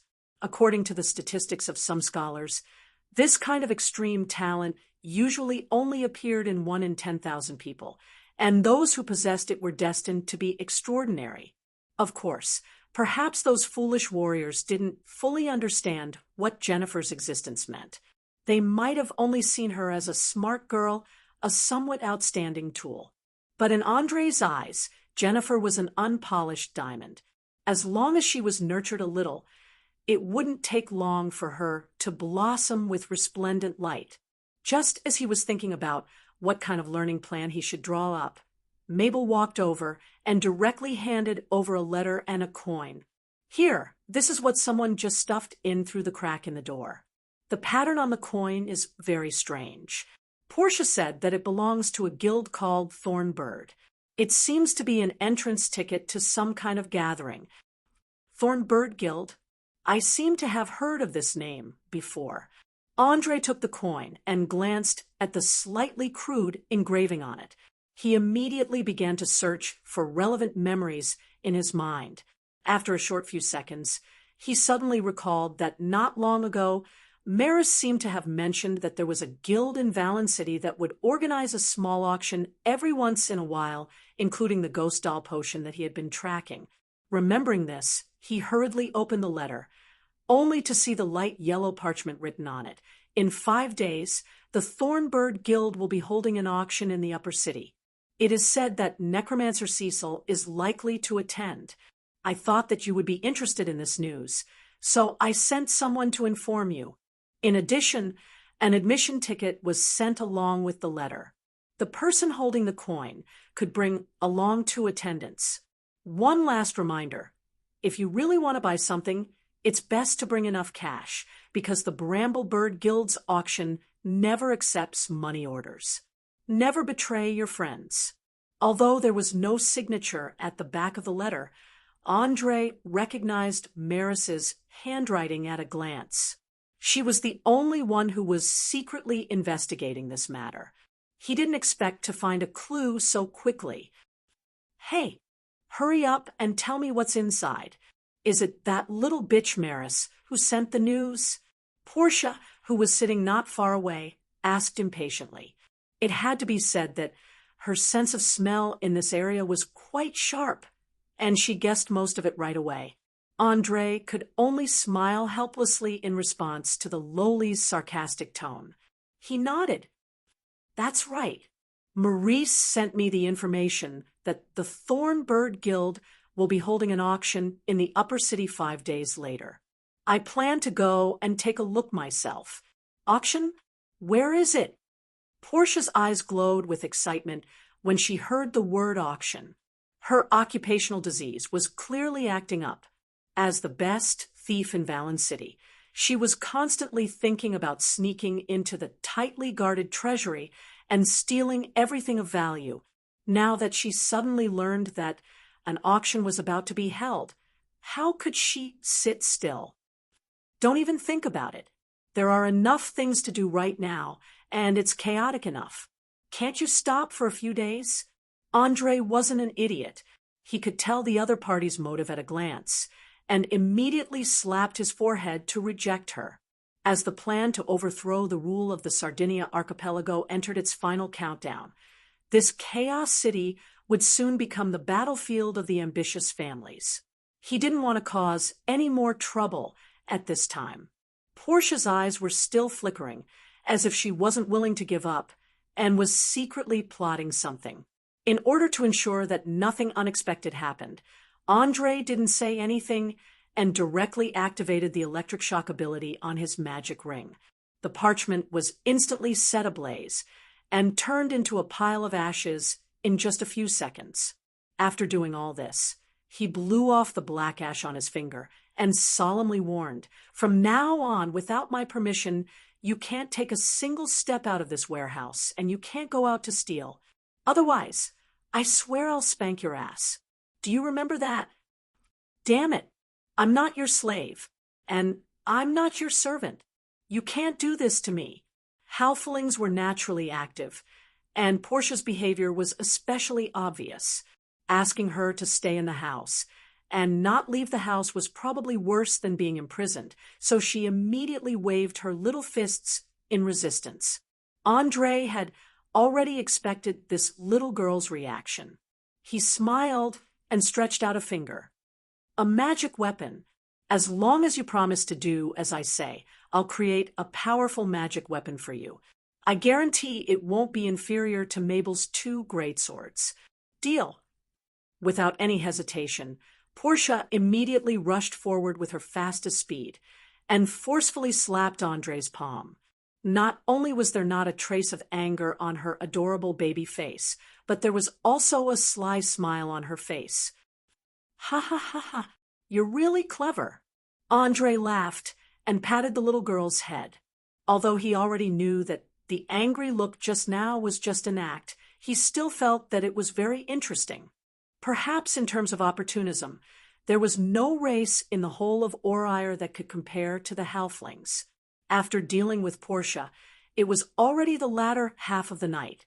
After simply scrubbing their bodies, everyone went into the basement to rest. In the huge warehouse, apart from the Black Panther sleeping in the corner, there was only Andre left. Although he was a little tired at the moment, he didn't have the slightest intention of sleeping.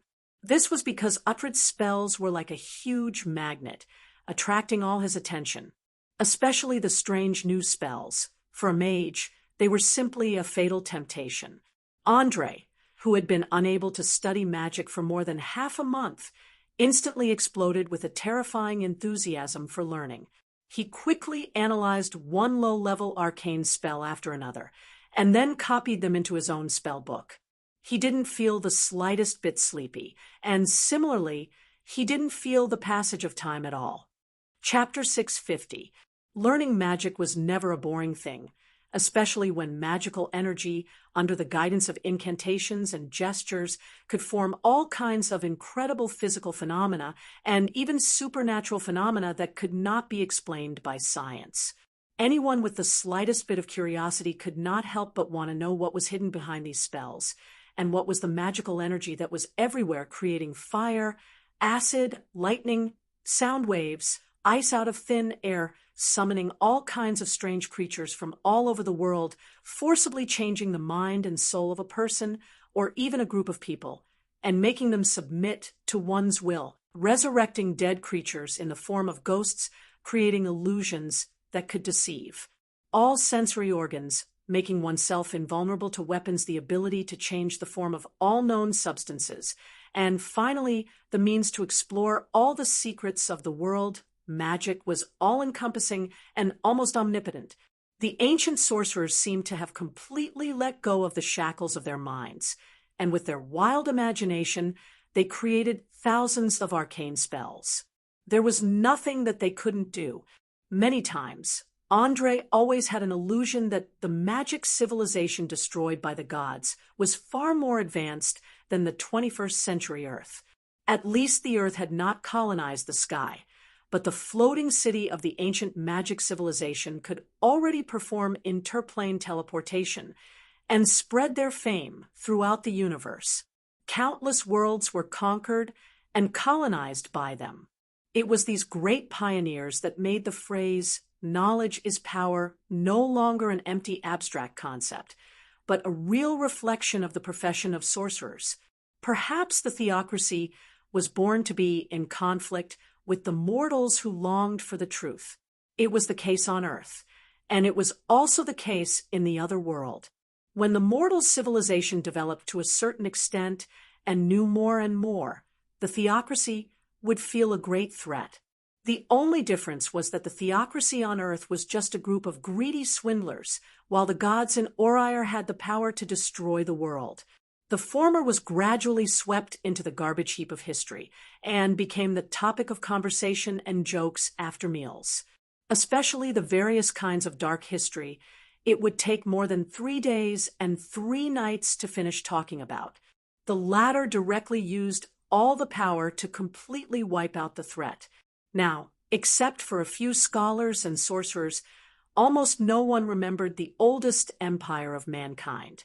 Exclaiming about the glory of the ancient magic civilization and feeling sorry for the destruction of such a splendid civilization, Andre finally finished learning and copying more than 20 new spells before the last bit of his energy and physical strength was exhausted.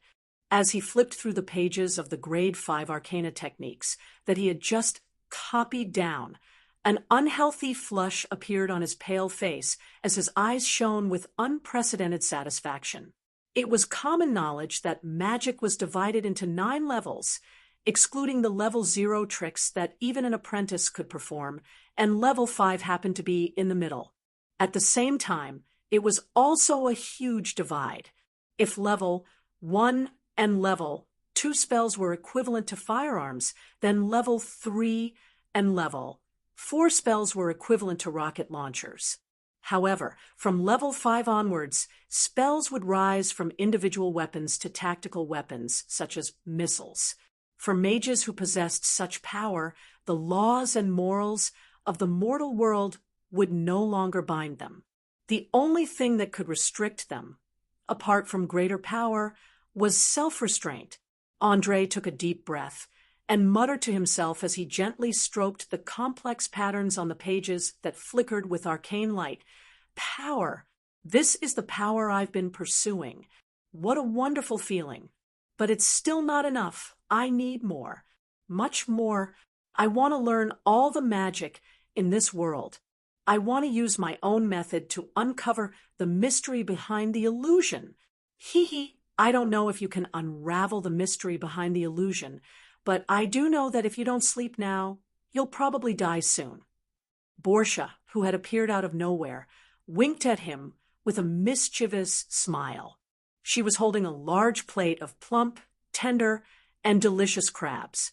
With a crack, she broke one of the pincers and ate it with relish. Halflings were a race that loved to enjoy themselves and had no resistance to good food and wine.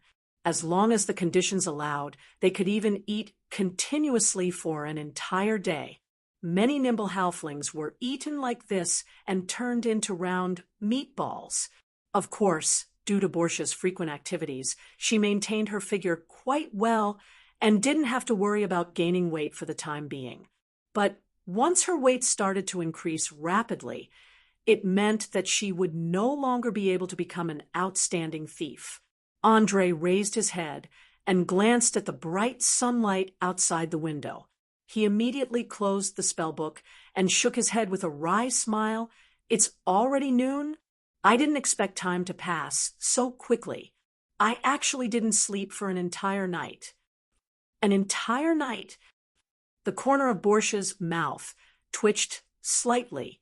She then shook the crab pincers in her hand. No. You didn't sleep for an entire night. To be exact, you didn't sleep for 2 days and 2 nights. Did you know? The concentration and craziness you displayed when you were researching magic was simply frightening. You didn't eat, drink, sleep, or even go to the toilet for more than 40 hours. Heavens! I don't even know what words to use to describe that kind of madness. Are all mages like you monsters through and through? Sorry, I used the word monster, but I can't help it. Apart from monster, I can't find any other word to describe your previous state. How is it? Do you feel hungry, thirsty, and want to go to the toilet or sleep now? Noticing that the big-breasted lowly was staring at him with a mixture of curiosity, surprise, and strangeness, Andre suddenly had the urge to push her to the ground and give her a good beating. Fortunately, he managed to resist in the end. He only extended a finger and poked her forehead. On the contrary, I really want to use a spell to seal your mouth so that my ears can have some peace. Aha! Don't be angry. I'll treat you to crabs. These are spider crabs that are unique to the Sardinia Islands. 10 of them cost half a gold coin. Fiona just bought them this morning, and they're very fresh. Seeing a flash of irritation in Andre's eyes, Borcia immediately gave up on getting to the bottom of the matter and changed the topic to food. Being quick-witted, she didn't want to argue with a person who hadn't slept for 2 days and 2 nights. After all, anyone who didn't rest for such a long time would inevitably have a bad temper. At this time, anyone who bumped into the muzzle of a gun would be unlucky.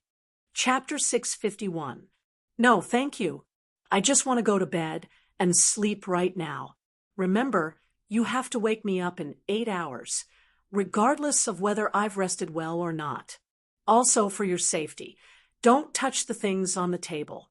Otherwise, you might be killed by the magical energy that has gone out of control or turn into some strange form. After saying that, Andre put away the 2 most dangerous magic books. He blinked his tired eyes and kept yawning. Then, he turned around and walked to his bed in the basement. 2 days and 2 nights of high concentration had exhausted all of his mental and physical strength. Even though he was already a half-elemental life form, he still needed to eat, drink, and poop as long as his body hadn't entered the realm of the extraordinary. He still needed to rest and sleep. There was no helping it. It was a biological necessity. Portia greedily swept her eyes over the colorful potions and scrolls on the table and couldn't help but lick her lips. She didn't know if it was because of her occupational habit or because the crab meat was too delicious. Fortunately, she quickly resisted the temptation of the magical items, and her gaze didn't linger for too long. She raised her head and shouted at Andre's back. "Hey, your pet cat came back last night. She told us to tell you that the plan is going smoothly and that you'll see the results tonight." "Got it." Andre waved his hand without looking back and dove into the dim staircase. A few minutes later, light, snoring sounds came from the basement. Aha, he's finally asleep. It's time for me to work now. Portia excitedly threw the plate to the side and rubbed her greasy hands on her pants. She quickly jumped onto the table and carefully picked through the pile of magic potions. After a short while, she found 2 bottles of dark blue potions. Gazing at the faint halo emitting from the glass bottles, a beautiful arc appeared at the corner of her mouth. She muttered to herself in a voice that only she could hear, "Awesome, there are 2 bottles of healing potions." Threatening the best thief in Valen City with words alone is not enough. I'm not an idiot who knows nothing about magical potions. Roar, roar. Just as the big-breasted Loli was feeling proud of herself, the big black cat had appeared behind her without a sound. It let out 2 low growls, as if it was despising her for stealing. "Go away, you disgusting charcoal head." Pushing the large head of the Black Panther away forcefully, Bordia quickly stuffed the potion into her pouch, not giving anyone the chance to take advantage of her. The arrogant cat looked at the halfling with contempt. While the halfling was not paying attention, she picked up the crab on the plate and ran away. In the blink of an eye, she had rushed out of the hall and disappeared into the backyard. Dumbfounded, Portia could not believe that a leopard could be so smart and so shameless. More importantly, as an outstanding bandit, she had her food stolen right under her nose by a wild beast. What a great humiliation! She felt that her dignity and intelligence had been seriously challenged. Intolerable, absolutely intolerable. Nothing could infuriate a halfling more than snatching away a delicacy. In just a few seconds, Portia's slightly chubby face turned red. Then, her ear-piercing screams could be heard throughout the old warehouse. "Bastard! Egg! Stinky cat! You're dead meat today. I want to peel off your skin and make a pair of boots." Roar! Roar! Roar! The Black Panther obviously did not fall for this threat and immediately retaliated with a roar full of provocation. As the saying goes, Mars collided with Earth. Since these 2 arrogant fellows were unwilling to lower their heads, the result was naturally predictable. Mabel, who was in the middle of forging, only saw a blurry figure flash past him. Immediately, the backyard was filled with sounds of chaos. Looking at the chaotic scene in the yard, he shook his head with a wry smile and muttered softly, "Heavens, someone come and help stop these 2. Otherwise, it won't be long before the entire house is torn down." While the halfling and the Black Panther were playing out in the old warehouse, a terrifying conspiracy was brewing in a dilapidated wooden house located at the docks of Valen City. "Speak. Why did you call me here in such a hurry?" "I'll say the ugly words first. If it involves the guild's internal secrets, I won't reveal a single word," a man wrapped in a cloak from head to toe said in a hoarse voice unhurriedly. He looked somewhat thin and weak, giving off a feeling that he could not even stand up to a gust of wind. However, if one looked closely, they would discover that his hands were very special, especially his knuckles. They were about twice as thick as a normal person's. Anyone with a little bit of combat knowledge would know that such a hand must be firm and powerful and could easily snap an opponent's neck. Another man in a white shirt leaned forward slightly and shrugged with a smile on his face. "Hee, Yurik, you don't need to be so cautious.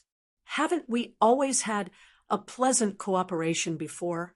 You should know that in the entire city, there's no one other than me who can satisfy your perverted desires." "Perverted? No, Casimir, compared to a demon in human skin like you, my little hobby is nothing. I only torture the bodies of my victims, while you sacrifice their souls to hell. Stop fooling around. I'm really busy these few days and don't have the time to keep wasting time with you." The man called Yurik smacked the table with a cold smile, expressing his impatience and calling out the other's nickname at the same time. In reality, the 2 people in this room weren't nobodies. The former was the #1 assassin of the underground guild, the bloodthirsty demon Yurik, who was known for his cruel methods of torturing captives. just as it had been unintentionally mentioned in their conversation. This guy was a complete pervert. His sensory organs were different from normal people's, so he could hear many sounds that others could not. This was especially so for the fact that captive screams would change slightly according to the degree of pain they were in. This fascinated him, and he had to listen to them every once in a while, or else he would immediately lose sleep. Sitting across from Yurik was the famous demon captain, Casimir Kiz. Behind him was a young and beautiful woman, the lustful demon that had been summoned to the material world not long ago. Without a doubt, the two of them were here for only one purpose, and that was to obtain information. After all, demons were not demons who did as they pleased. Generally speaking, they did not like to break existing rules. Instead, they used loopholes in the rules to make full use of threats, intimidation, deceit, and other means to force the enemy to compromise at the negotiation table. As for violence, they would only use it when they had no other choice. Chapter 652. Ha ha ha ha. Busy? Let me guess. You must have been troubled by the endless attacks on the streets recently, right? Casimir opened his arms and asked with a hearty laugh.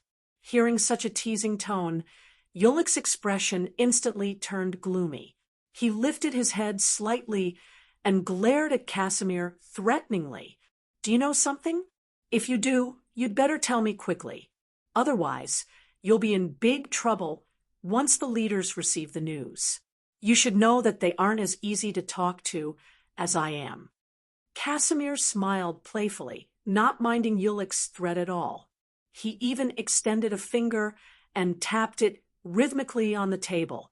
No, my dear friend. This isn't the attitude you should have when asking for help. Everything in the world needs to be reciprocated in order to form a transaction.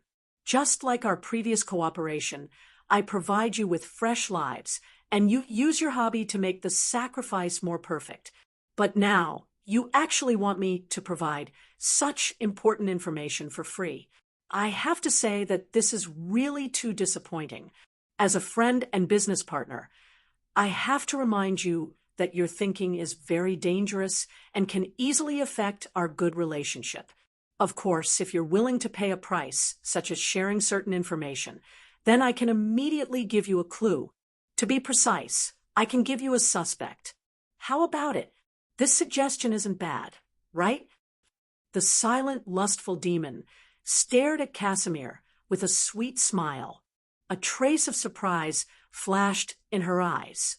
She didn't expect a mere agent to be able to display the art of language to such a high standard, especially when he was able to grasp the other party's weakness.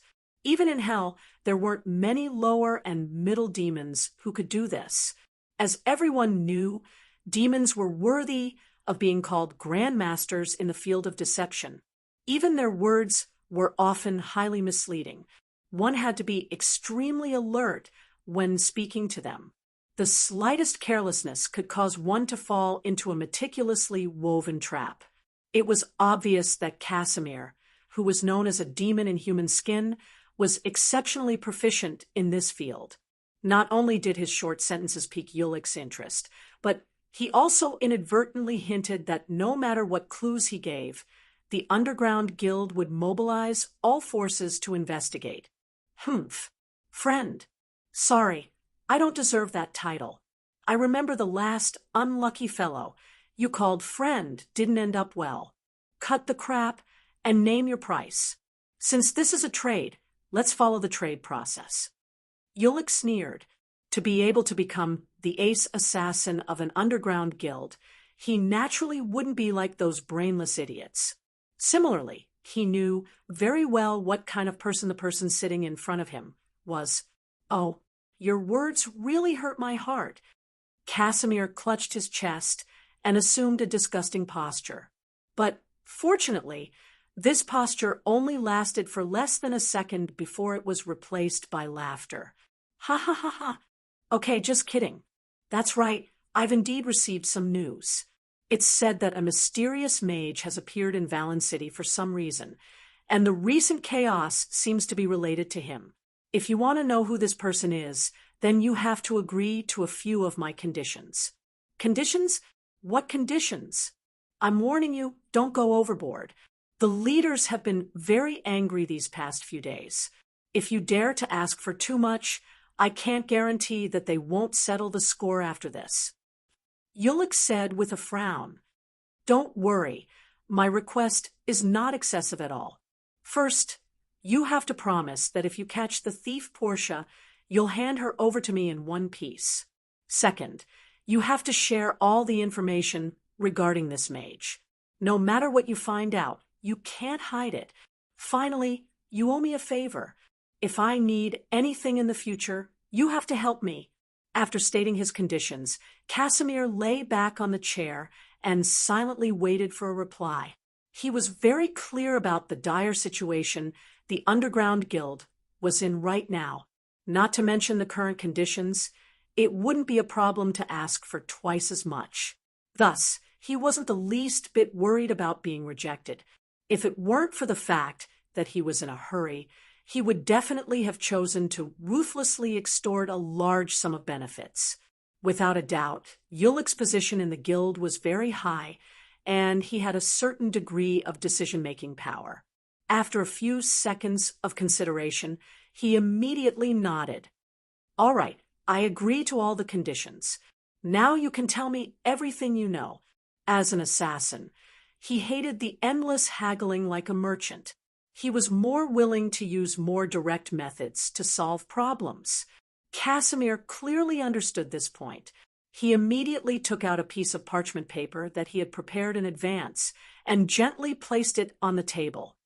"Please take a look. This is the information that I've collected. Although it's a little crude, it should be enough for you since you have the advantage in numbers." Without any hesitation, Yulik quickly picked up the parchment and carefully read the contents on it. After a few minutes, his face became as black as the ashes at the bottom of a pot. In the end, he could no longer control his tyrannical emotions. In the blink of an eye, he tore the parchment into pieces and roared angrily, "Bastard! How dare he?" He, don't be angry, my friend. Calm down and think about it carefully. Now that almost all the pirates have left the Sardinia Islands, this is the time when your rule has been weakened to the extreme. Don't you think that this is the best time for them to make their move? Casimir laughed as he continued to fan the flames. He didn't care if Valen City would be littered with corpses. As long as he could take back the Hell's Jewel and swallow the thief who dared to steal from his safe, it wouldn't matter even if everyone in the islands died. Yulik clenched his fists tightly. It took him a while to suppress the bloodthirsty impulse in his heart.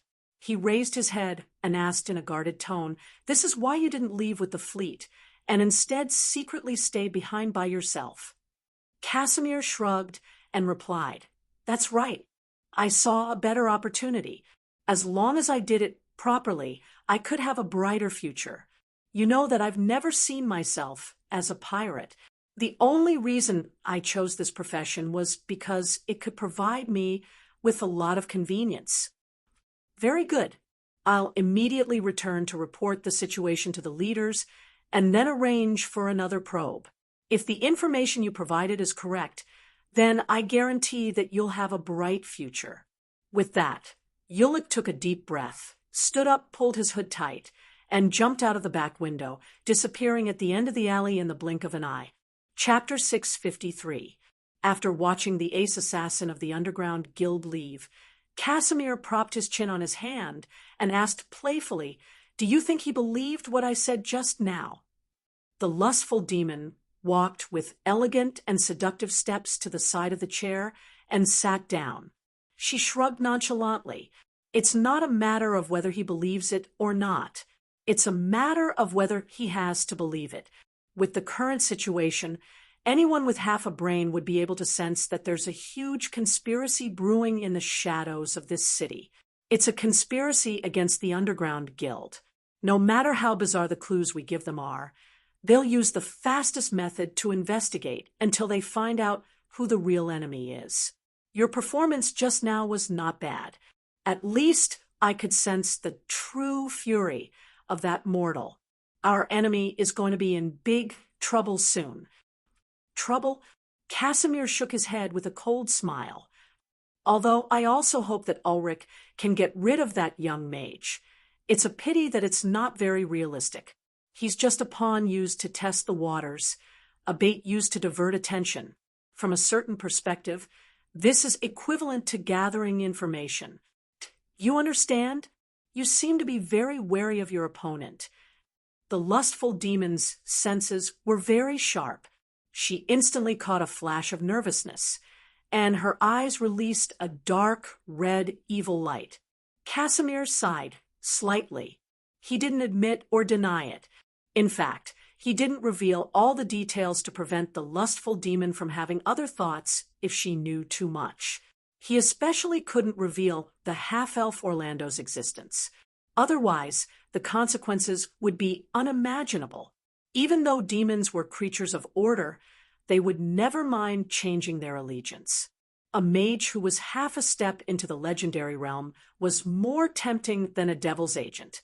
Casimir was willing to bet his head that if a devil had to choose between him and Alito, the devil would definitely choose the latter. Hee, all right. It seems like I guessed correctly. You're really wary of him, and even a little afraid. It's all right.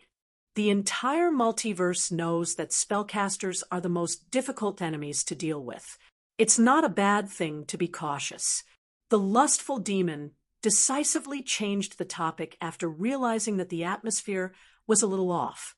Even though she wanted to dig out more useful information, it wouldn't be worth it if she ruined their good working relationship. Demons, they never lacked patience. Their near-limitless lifespan allowed them to hide in the darkness for hundreds of years and meticulously plan a scheme. That was why this beautiful, lustful demon was not in a hurry at all. However, Casimir clearly didn't have that much time. In a few days, it would be time for him to offer his soul to the great demon, Count Namuku. If he couldn't retrieve the important item by then, the consequences would be 10,000 times more severe than death. He couldn't help but shudder at the thought of his soul being locked in the torture room of hell and being tortured all the time. He hurriedly took a deep breath and ordered in a low voice, "Go and keep an eye on the target for me. Once a battle breaks out, be sure to record everything you see and hear. Remember, I said all of them. Not a single detail can be left out." "Understood. I will bring back everything you want." The lustful demon left behind a meaningful look before disappearing. At the same time, in a cave on the outskirts of Valen City, a group of young and energetic rat men had just received their weapons and armor. They were all extremely excited. Even though the Underground Guild had completely sealed off the Ratmen gang's territory due to the tense confrontation not long ago, they had no idea that these radical little fellows had long since dug out a tunnel that led outside of the blockade. The fully armed Paddy Eccleus clenched his fists and stood on a table, shouting excitedly, "Brothers, my dearest, dearest brothers, today is a great day. We have finally obtained the weapons and equipment that we have always dreamed of. We can finally take revenge on those executioners who killed our loved ones. I believe that you have all felt the enemy's malice these past few days. Not only have they sealed off our territory, they have also attempted to launch an attack and annihilate us all. The facts have proven that there is no possibility for us to coexist with the Underground Guild. This is war, a war of life and death." "Well said. Slaughter those despicable bastards. I've had enough of being a coward all day long. An eye for an eye, blood for blood." Due to being suppressed for a long time, these young rat men between the ages of 15 and 20 had been holding back their anger for a long time. Now that they had finally found a way to vent, it was as if they had gone completely crazy and had no reason to speak of. Affected by their emotions, Paddy's blood rushed to his head. He raised his hands high and continued to roar, "That's right. The humiliation we have suffered can only be washed away with blood. At night, I will lead you in an attack. Our target is Jerome Tubson. I believe that none of you have forgotten this name. He is the bastard who brought people into the docks a few years ago and killed at least 20 of our loved ones. Today, we don't need to restrain ourselves, nor do we need to tolerate. There is only slaughter and death. You can kill every enemy you meet, no matter if they are old, women, or babies. Just like what the Underground Guild did to us in the past. Kill them all. My grandfather is already old. He fears the strength of the enemy. He fears the sacrifice and pain. He only thinks of how to protect his own clan. But I won't. I'm still young. I don't fear any enemy. I'm willing to accept any form of sacrifice, even if I have to sacrifice myself. Now, eat to your heart's content. Drink. After eating and drinking to our heart's content, we will embark on the path of no return. Perhaps many of us will die, but I promise once again that every sacrifice will not be in vain, because I firmly believe that the final victory will belong to us. Victory will belong to us. All the young people below raised the wine glasses in their hands and let out a deafening roar in unison. They had no idea what this meant, nor did they know how great of a crisis they would bring to their clan. Mia, who was hiding in a dark corner, silently watched the scene in front of her. The corners of her mouth curled up slightly as she muttered to herself, "What a bunch of idiots who are easily swayed by emotions." But for me, the more brainless they are, the easier it is to control them. Since the chess pieces are in place, I should prepare for the next step of the plan. As soon as she finished speaking, she quickly transformed into a catman and quietly exited the cave, running quickly toward the city. Chapter 654. Sunrise and Sunset, the world's eternal and unchanging trajectory.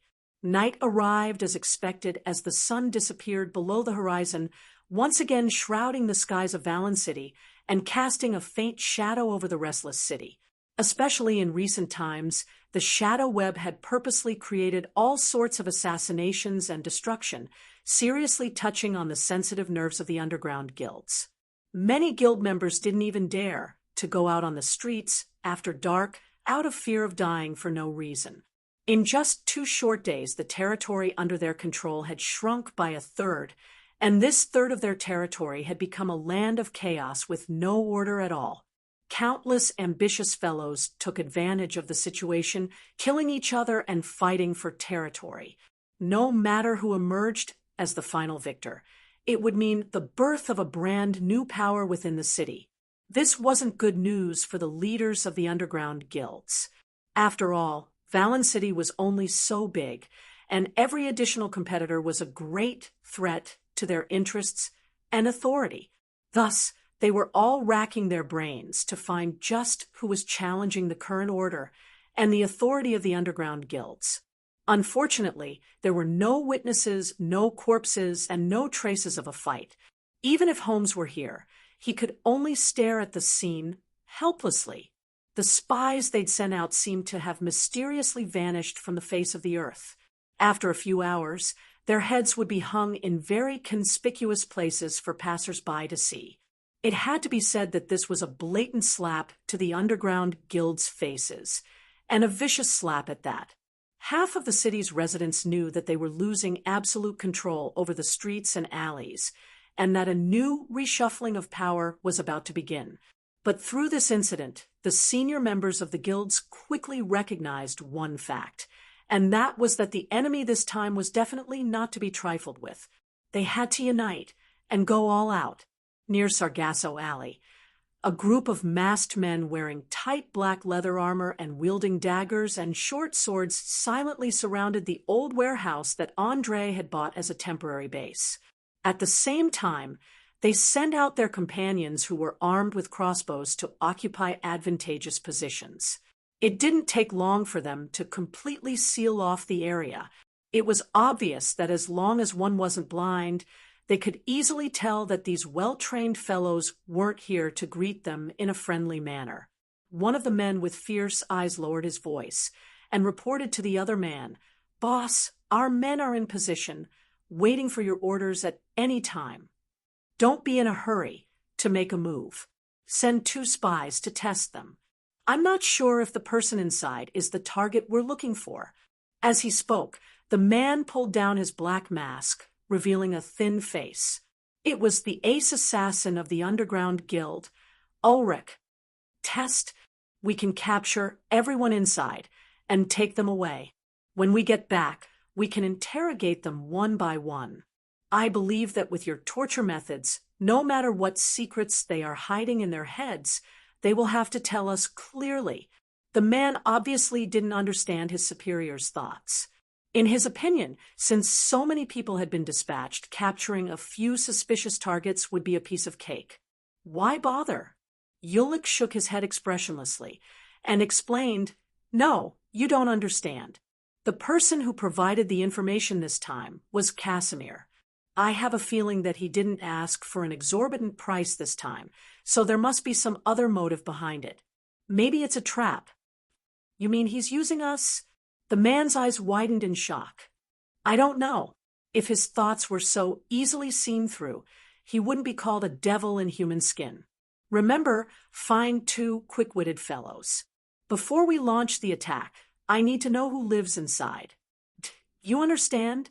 Ulrich's tone was very strict, and the expression on his face gave off an unquestionable feeling.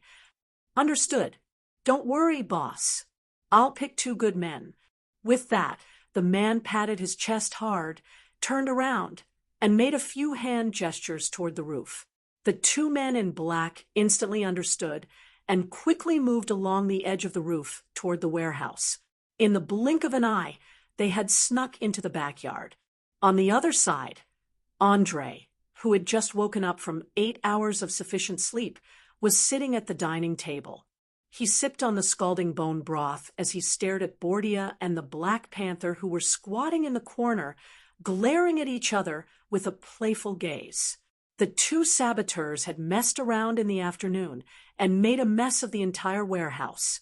Not only had they smashed the bottles and jars in the backyard into smithereens, but there were also several holes in the roof. Fortunately, there hadn't been any signs of rain in the past 2 days. Otherwise, there wouldn't even be a place to hide from the rain. Of course, if it was just a small matter, Andre wouldn't have bothered himself. The main thing was that the 2 of them had almost overturned the furnace used to forge iron.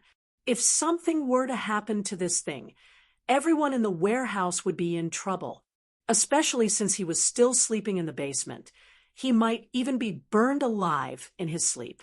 In order to teach the 2 troublemakers a lesson, he chose the famous electroshock therapy on Earth. He used an electric current that wasn't fatal to give them an unforgettable experience. The reason why they were so quiet now was actually because they were afraid of being electrocuted. "How is it? Have the 2 of you realized your mistake?" After drinking the last mouthful of soup in the bowl, Andre wiped his mouth with a handkerchief and asked calmly. Portia glared fiercely at the big cat. She pouted and didn't say a word, seemingly intending to remain silent. The Black Panther bared its teeth in disdain and also turned its head away, refusing to make a sound. Looking at their awkward looks, the liar Jace immediately laughed out loud. "Ha ha ha! How childish. I think the lesson they received is obviously not enough. Maybe you can try to give them another electric shock. I believe that as long as they are electrocuted for a few seconds, they will be like children who have been beaten and admit their mistakes honestly. Shut up. If you dare to say another word, I promise to tear your mouth apart." Upon hearing the word electric shock, Portia's eyes were immediately filled with fear. She gritted her teeth and threatened Jace. The Black Panther was not to be outdone. It opened its bloody mouth and kept growling. Its 2 pale yellow eyes were overflowing with murderous intent. "Don't be nervous, guys. Relax. Relax. I'm just joking. Jace, who realized that he was in a bad situation, quickly raised his hands and put on an innocent expression. As an ordinary person, he didn't want to provoke a ferocious Black Panther and an experienced high-level bandit. The former could tear a person's skin and flesh apart just by scratching with its claws. The latter was a master in the field of theft. If he didn't want his personal belongings to disappear, without any reason, it was best to stay away from them. Chapter 655. The swindler's shameless reaction made Mabel, who was eating, unable to hold back. She spat out all the food in her mouth with her eyes wide open. It could be seen from his expression that he was completely stunned. He could not believe that Jace, who usually acted like an elder, would be so frightened by a little threat. Fiona was not much better. Her beautiful eyes revealed a look of disbelief. The only difference was that she covered her mouth with one hand in time to prevent the food from spitting out. Obviously, this pair of inexperienced siblings was deceived by Jace's disguise. At the same time, it also showed that he was indeed very talented in conversation and negotiation. In just over a day, he had established an image that was completely opposite to his own character in the minds of people who did not know him well. As for Jennifer, she held her chin and enjoyed the farce with a smile on her face. A trace of envy flashed in her red pupils. As a woman who was missing something important in her life, she liked the playful and warm scene in front of her very much. She even had the urge to join in. However, the cautiousness that had been trained in dangerous environments for a long time stopped her from acting irrationally at the critical moment. Perhaps this state would continue for a long time until the trauma left in her heart was completely healed. Andre narrowed his eyes and glanced at everyone. Soon, he smiled and shook his head, sighing inwardly. An excellent swindler, a simple-minded but powerful trainee warrior, a priest who is yet to complete his studies, a troublesome halfling thief, a Black Panther that is as smart as a human, a genius woman who has been greatly hurt emotionally and physically, and is now emitting a strange charm all the time. Finally, there is a cat person who is carrying out a plan outside. The teammates that he had gathered were all weirder and more unreliable than the other. Fortunately, there are still resources in the shadow web that can be used. Otherwise, let alone overthrowing the rule of the Sardinia Islands, it would be lucky if they could escape alive. Just as Andre was having a headache about how to deal with these two fellows who refused to admit their mistakes, the Black Panther, lying on the ground, suddenly tensed up all the muscles in her body. She stood up and looked at the backyard, vigilantly. Portia also drew her weapon and entered combat mode at the fastest speed possible. The abnormal reaction of the two left the others in the room a little overwhelmed, especially Jace, who immediately opened his mouth to ask what happened. But before he could make a sound, Andre raised a finger and shook it gently. "Quiet, I think we have guests," as the soft whisper escaped from its mouth. The big cat, which was ready to strike, disappeared into the darkness. It silently moved along the places where the oil lamp couldn't reach, relying on the thick soles of the feline's feet. It was like a ghost, not making any sound. Portia, on the other hand, made use of her short stature and nimble movements to quickly approach the window. Then she flipped sideways and entered the backyard from the other side. There was no communication and no so-called plan. The man and the panther were like close comrades who had worked together for many years. They chose their targets almost at the same time and launched an attack at lightning speed. The two masked men, who had just sneaked into the backyard, didn't even have time to react before they were pushed to the ground. One of the more unlucky ones tried to resist, but in the blink of an eye, his neck was bitten off by the big cat's sharp teeth. Blood splattered more than a foot high, and he took his last breath while twitching. As for the other companion who wanted to save him, before he could get up, he was kicked to the ground by Portia, who came out of the darkness. She then pounced on him and dislocated his elbow in a few moves. The whole process was neat and tidy. After the dust settled, he felt waves of pain coming from the dislocated joint. Unbelievable efficiency. The captive masked man couldn't believe that an owl like him, who was trained as an elite by the guild, couldn't even last one round. Asterisk clap. Clap. Clap, clap. Asterisk just as the others were stunned. Andre stood up from his chair with a smile on his face. He applauded and praised. Perfect performance. Perfect enough to offset your destructive behavior in the afternoon. Okay, now quickly invite the remaining guest in.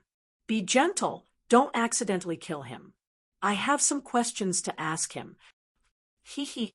No problem. I'll try to be gentle. Portia smiled cruelly and dragged the captive into the house by his hair. She was so rough that it made people's hair stand on end.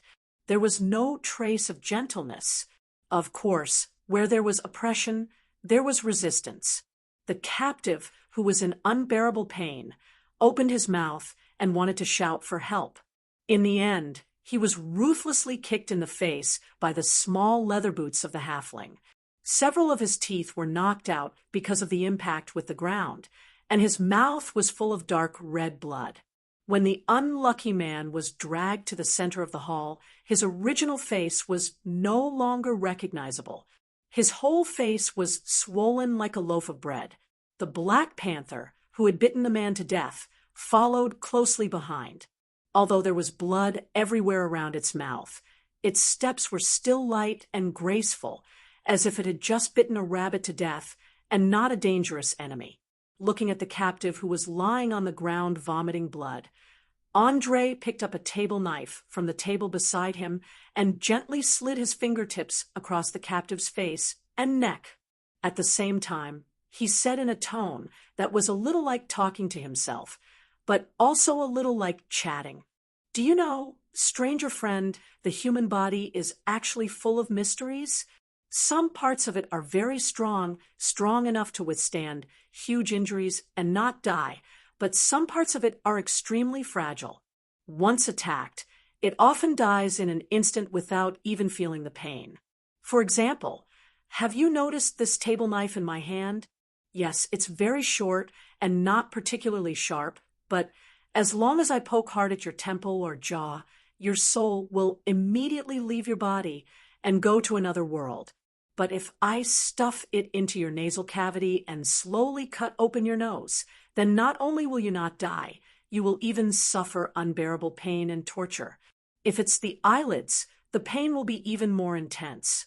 A mere face is already so wonderful. What if it extends to the entire body? Believe me, dear friend, I'm quite knowledgeable in this field.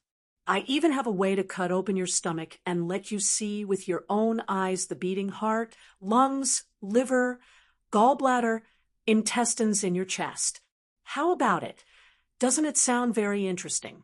Do you want to experience it for yourself? It doesn't matter. Just tell me. No matter what you choose, I will fulfill your wish unconditionally. Chapter 656. Even though Andre's voice wasn't loud, and could even be described as gentle and refined, but the content of his words and the creepy smile on his face were enough to make people associate him with words like pervert, bloodthirsty, and lunatic. The captive was obviously frightened.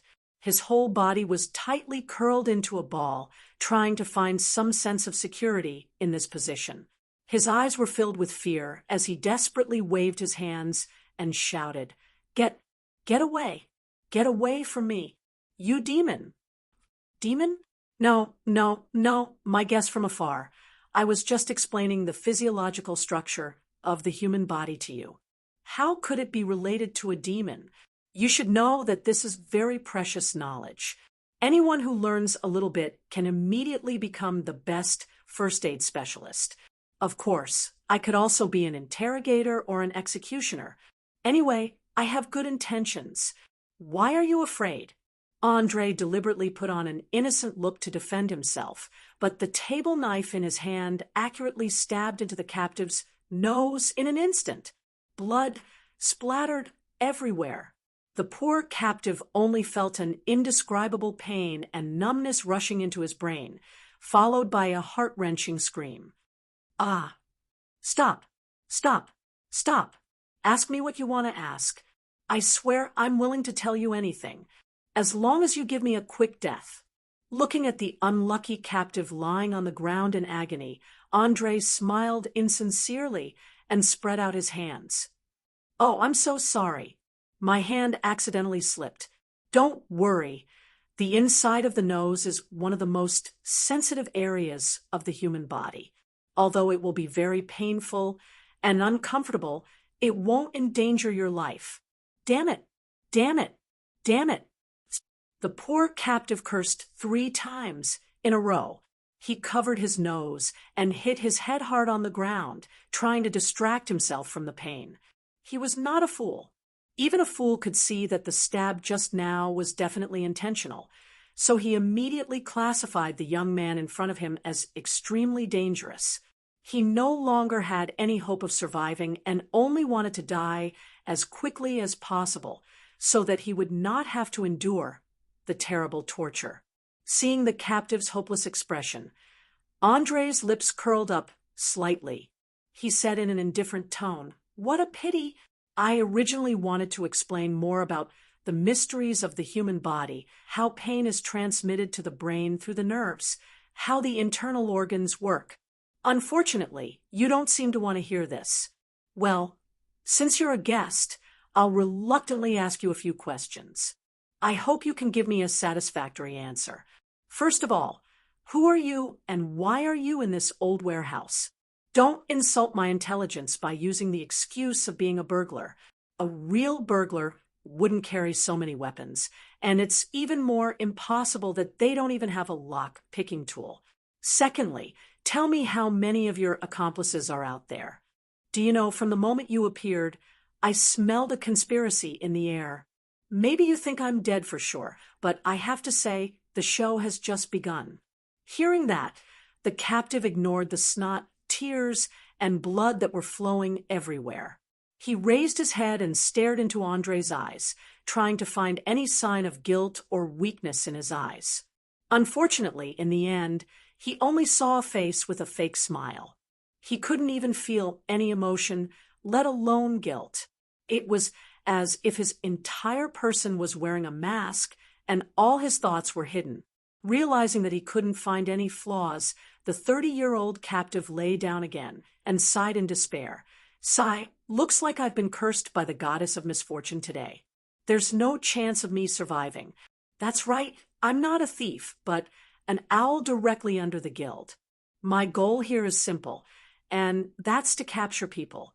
In order to ensure that nothing goes wrong, the boss is personally leading the team.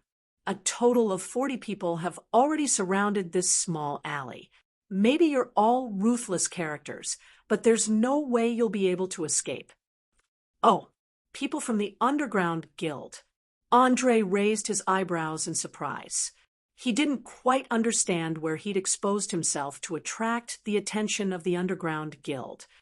"Do you know how big the trouble is now? Our boss is Ulick. I'm sure you've heard of his great name.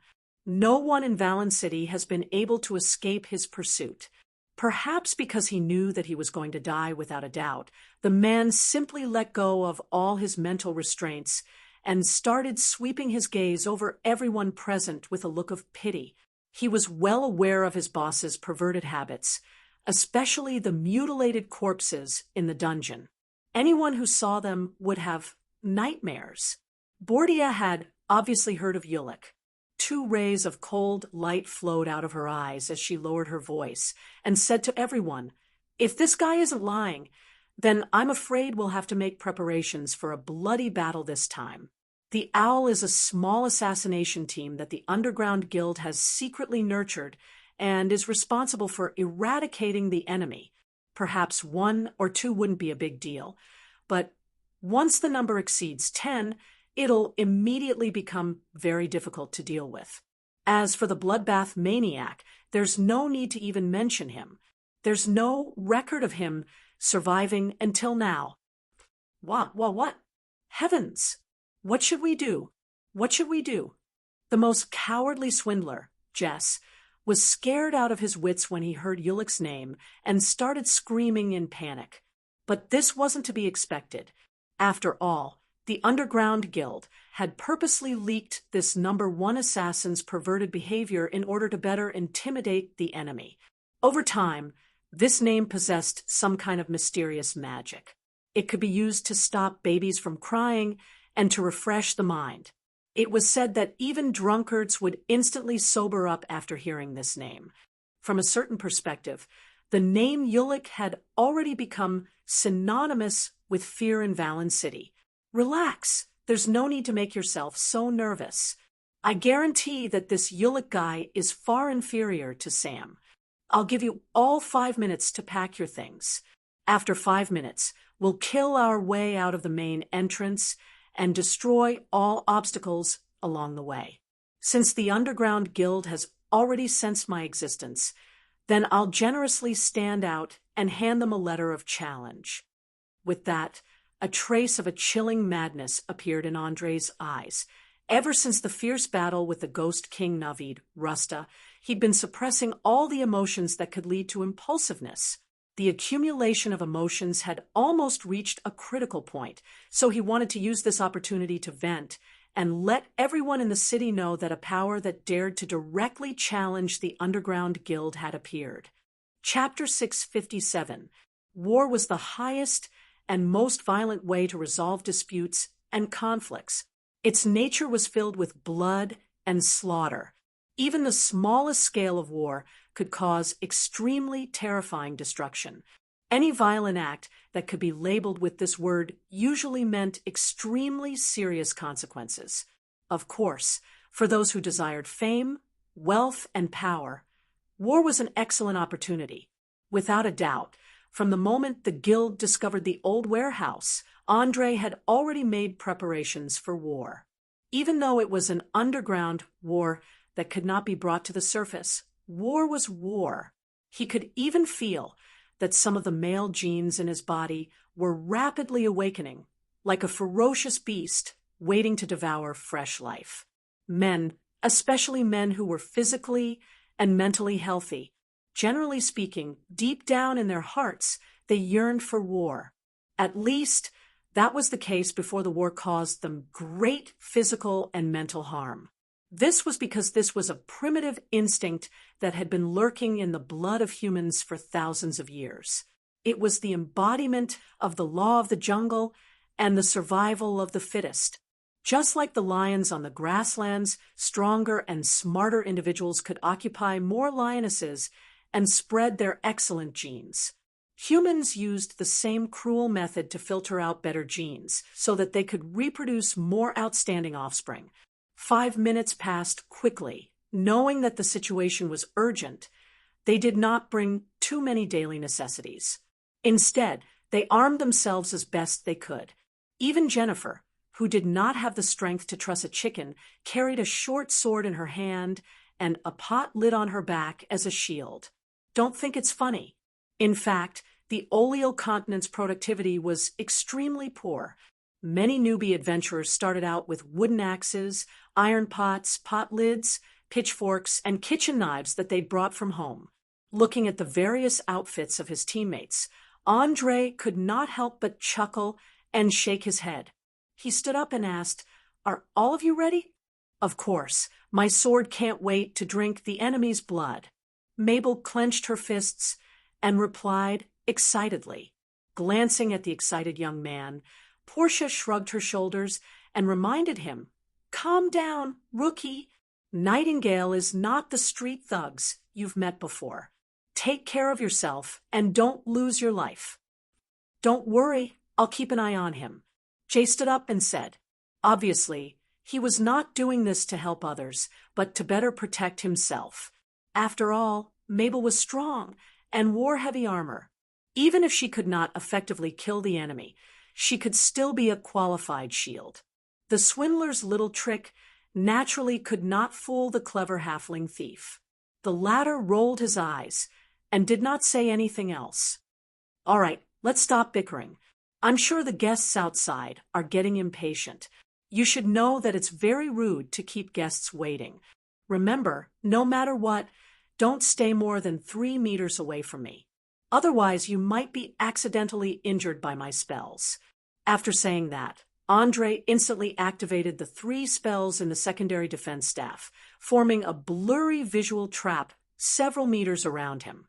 Anyone who stared at it for more than 10 seconds would immediately feel dizzy. Without any hesitation, he pushed open the door of the warehouse and went straight to the street. He bowed slightly to the enemy hidden in the darkness. "Welcome, welcome, guests from afar. To be honest, I didn't expect you to find me so quickly. Can you share with me who gave you the information?" Surprise! All the masked men hiding in the darkness were completely dumbfounded. They had carried out countless cleanup missions. Which one of them had not been scared out of their wits when they heard the name of the Night Owl? But now there was actually someone who dared to stand up and ask. A few of the men occupying the high ground carefully raised their crossbows, waiting for the order to turn their target into a hedgehog. But unfortunately, they did not receive the order to attack even after raising their weapons until their arms were sore. Unlike most of his subordinates, who had never seen the power of magic, Ulik recognized the strange phenomenon surrounding Andre's body at a glance. He understood that it was very likely some kind of powerful defensive spell. Furthermore, the spies he sent out had not made any movements until now. He was 100% sure that the other party had figured out the real situation of his side. There were only 2 possibilities for him to take the initiative to stand up in such a situation. One was that he had absolute confidence in his own strength and did not take the enemy seriously at all. The other was that he was an arrogant young mage who despised other professions from the bottom of his heart. Ulik did not intend to take the risk of launching an attack before he figured out the exact situation. At the very least, he would not do so before the effects of the spell wore off. Although the outside world often described him as a lunatic with a perverted hobby, he himself was very cautious. He never did anything he was not confident in. Otherwise, he would have long been plotted against and killed by his countless enemies. After standing in place for nearly a minute, Andre immediately realized what the enemy was up to. He smiled and spread out his hands. "All right, it seems that you are a little shy. No matter, as a hospitable host, I will reluctantly invite you all out." Just as he finished speaking, he suddenly raised his fireball staff embedded with rubies, aimed at a dilapidated wooden house not far away, and shot out a small, fatal fireball. Asterisk boom. Asterisk with a loud bang, the orange-red flames flew through the window and produced a terrifyingly high temperature. The entire house was set ablaze, and a few unlucky fellows who had not been able to dodge in time were completely swallowed up. They let out miserable cries. With his night vision, any enemy who tried to use the darkness to hide themselves could not escape Andre's eyes. Coupled with the fire elemental bloodline's amplification of fire magic, anyone who was hit by the fireball had no chance of surviving. Ulik could no longer sit still as the flames soared into the sky. He recognized this famous level 3 spell, and also knew the terrifying destructive power of the fireball spell. Thus, he immediately raised his hand and gestured for them to move forward. When the assistant beside him saw this, he immediately blew the whistle in his mouth. There were no blood-boiling shouts, nor were there any obvious signs. The masked men lurking in the alleyway attacked from all directions at lightning speed. The archers, in particular, shot arrows that were smeared with poison at the first moment. Just like their name, they were night owls in the darkness. Apart from stabbing their sharp blades into the enemy's body, they did not make any sound. But unfortunately, to Andre, who was protected by a defensive spell, the arrows were no threat at all. Most of them were misdirected by the blur spell, hitting the ground and walls. Some were deflected by the Arcane shield. In the end, 1 or 2 arrows hit his body, but they were unable to penetrate the protection of the Stoneskin's spell. Under the powerful power of magic, physical attacks once again showed their extreme weakness. Even if he stood in place and let the enemy attack him for half a minute, he would not lose a single hair. Chapter 658. Ha ha ha ha. That's right. That's how a good customer should behave. War. What an intoxicating word. Although I originally wanted to use a more peaceful method to deal with you, it seems that being more direct and violent would be more interesting, wouldn't it? Seeing the large group of masked men quickly approaching him, Andre did not show any signs of panic. Instead, he opened his arms wide and laughed heartily. However, if one looked closely, they would discover that his laughter hid a bloodlust and madness that was completely different from usual. He had completely released the negative emotions that had been suppressed by his rationality. Humans were not machines. No matter how strong a person's self-control was, they could not guarantee that they would always be under the control of their rationality. Thus, finding a way to vent was the way most people released their stress. Unfortunately, the Owl Squad of the Underground Guild had already become the target of Andre's venting. Since he was venting, his methods were naturally too gentle. More accurately, they were incomparably violent. Fireballs! Fireballs! Fireballs! Fireballs the size of fists shot out from the tip of the magic staff, and an extremely terrifying scene unfolded. Deafening noises, blinding flames, terrifying explosions, and heat waves and shock waves that were enough to make one's hair stand on end. Countless enemies lost their precious lives in the blink of an eye, accompanied by pained cries. They were like moths flying into a flame. The only thing they could obtain from it was death. A massacre. It was a complete massacre. Andre used this bloody fact to remind everyone around him of why wizards were revered by the world, and why they had the privilege of breaking free from the shackles of the world's laws and morals. The reason was simple. Because of power, because of unparalleled power. Apart from wizards, what other profession could give a mortal the power to rival a god, or even kill a god? Only a sorcerer could do that. The evoking arcane magic, known as the most destructive and visually beautiful of the 8 major magic elements, had finally revealed its most terrifying side. Without any protective measures, the human body could not withstand such terrifying power. The entire alley turned into a sea of fire in the blink of an eye, the raging flames lighting up the sky and earth. Many masked men, who had been half-cooked, howled in agony as they struggled to crawl. As they crawled, they breathed their last. Seeing this hellish scene, Ulik, who was standing at the back, couldn't help but tremble. In just a few minutes, less than 1/5 of his elite subordinates were left. The remaining 4/5 had all become incomplete, charred corpses. The smell of roasted meat in the air was enough to make anyone nauseous. He was completely unreasonable and did not use any tactics. Andre continued to bombard the enemies with his staff. He had only released 20 fireballs, yet all of the enemies were basically annihilated. A large number of damage values appeared in his vision, and he received over 3,000 EXP in an instant. D-Devil! This guy was a demon in human skin. Ha ha ha ha. One of the night owls who was lucky enough to survive was unable to withstand the huge mental impact. His rationality collapsed, and he went mad on the spot. He laughed maniacally as he raised the dagger and stabbed it into his own heart. A smile of relief appeared on his face as he fell to the ground with a plop. It was common knowledge that certain human emotions could infect the people around them, especially negative emotions such as pain and despair. After the first suicide, there was a second, third, and fourth. Soon, the remaining survivors followed in his footsteps and ended their lives with the weapons they carried with them. Oh, damn it! That unlucky bastard was right.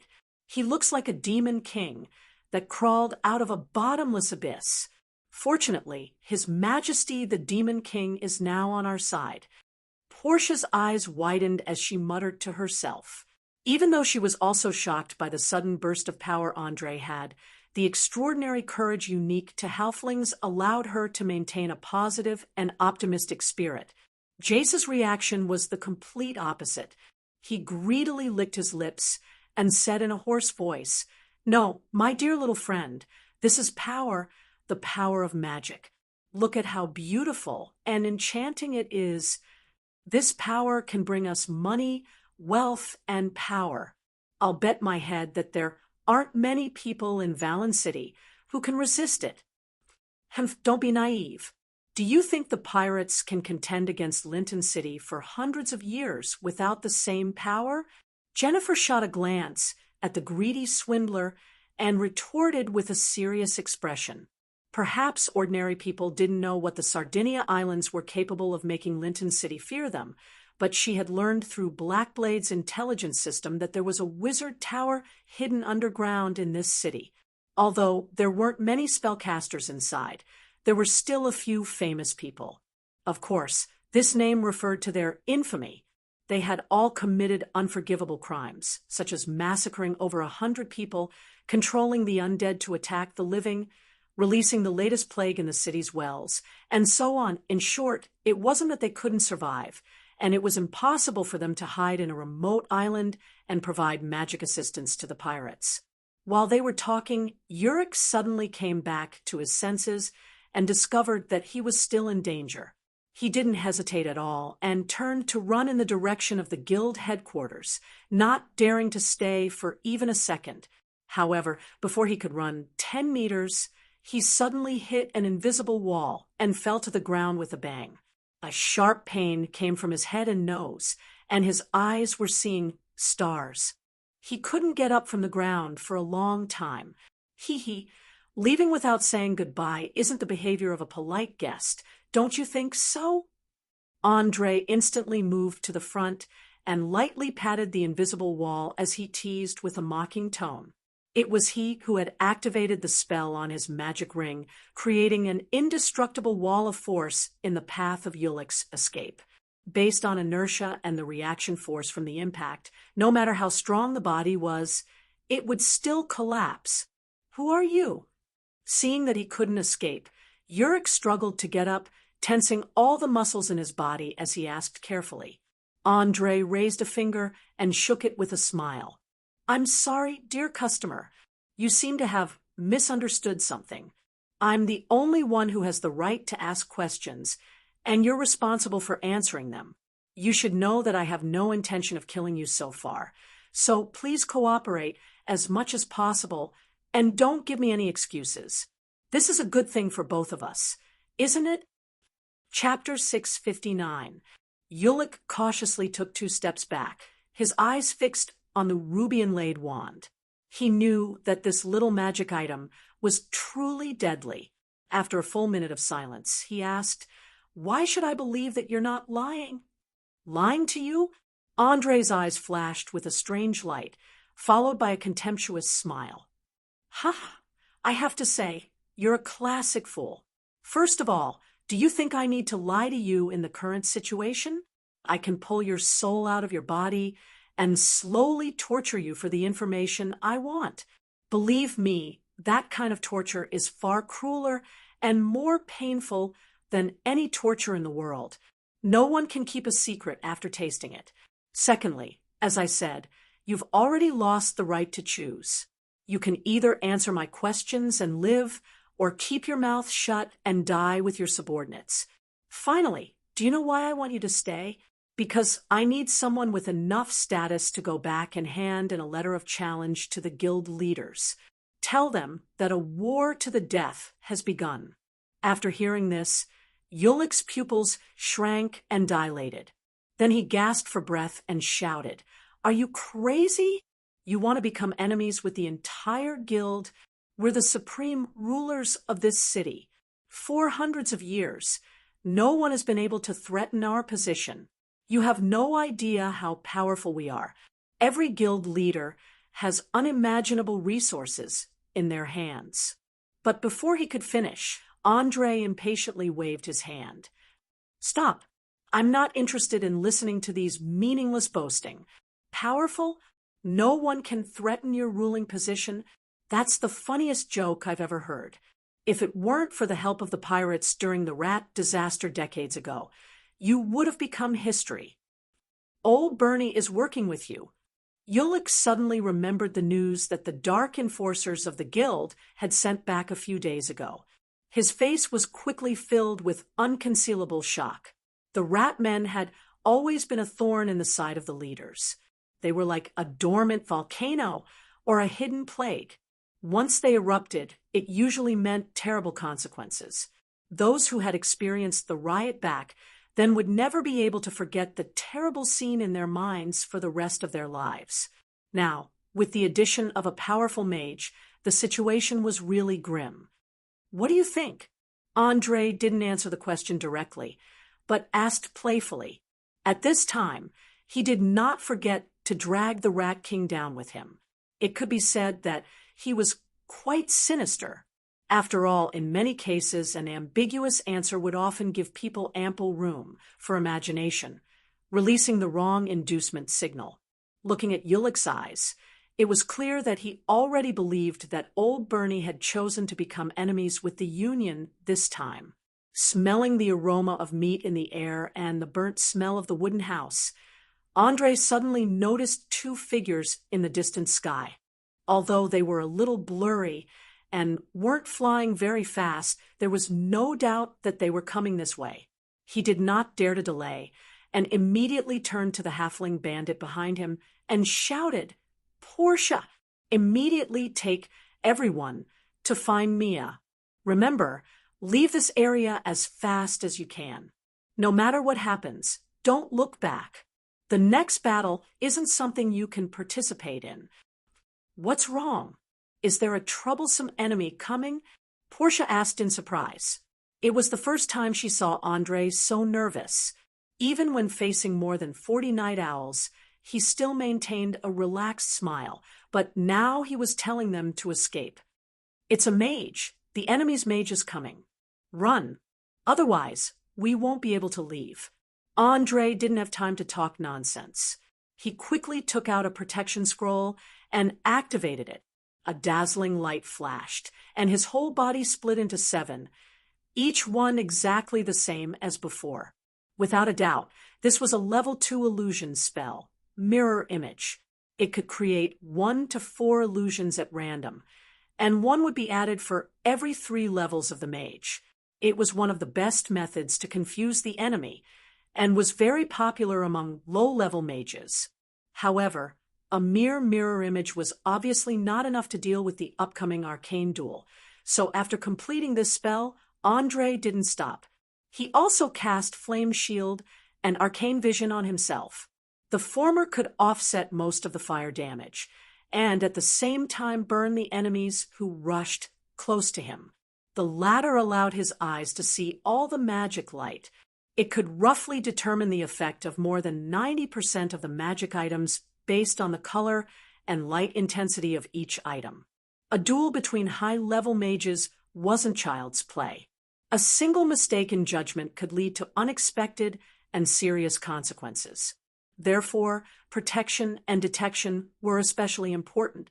If one couldn't predict the next step of the opponent, or even a few steps, they would immediately fall into a passive situation. Seeing Andre casting arcane spells one after another, Portia quickly realized the seriousness of the situation. Without saying anything, she directly led everyone to the most crowded area in the lower city. She knew that Mia had a shabby hut nearby that could be used to hide. Time passed in the blink of an eye. As Andre finished chanting the last spell, the figures in the sky got closer and clearer. They could even see their faces clearly. One of them looked to be in his 40s.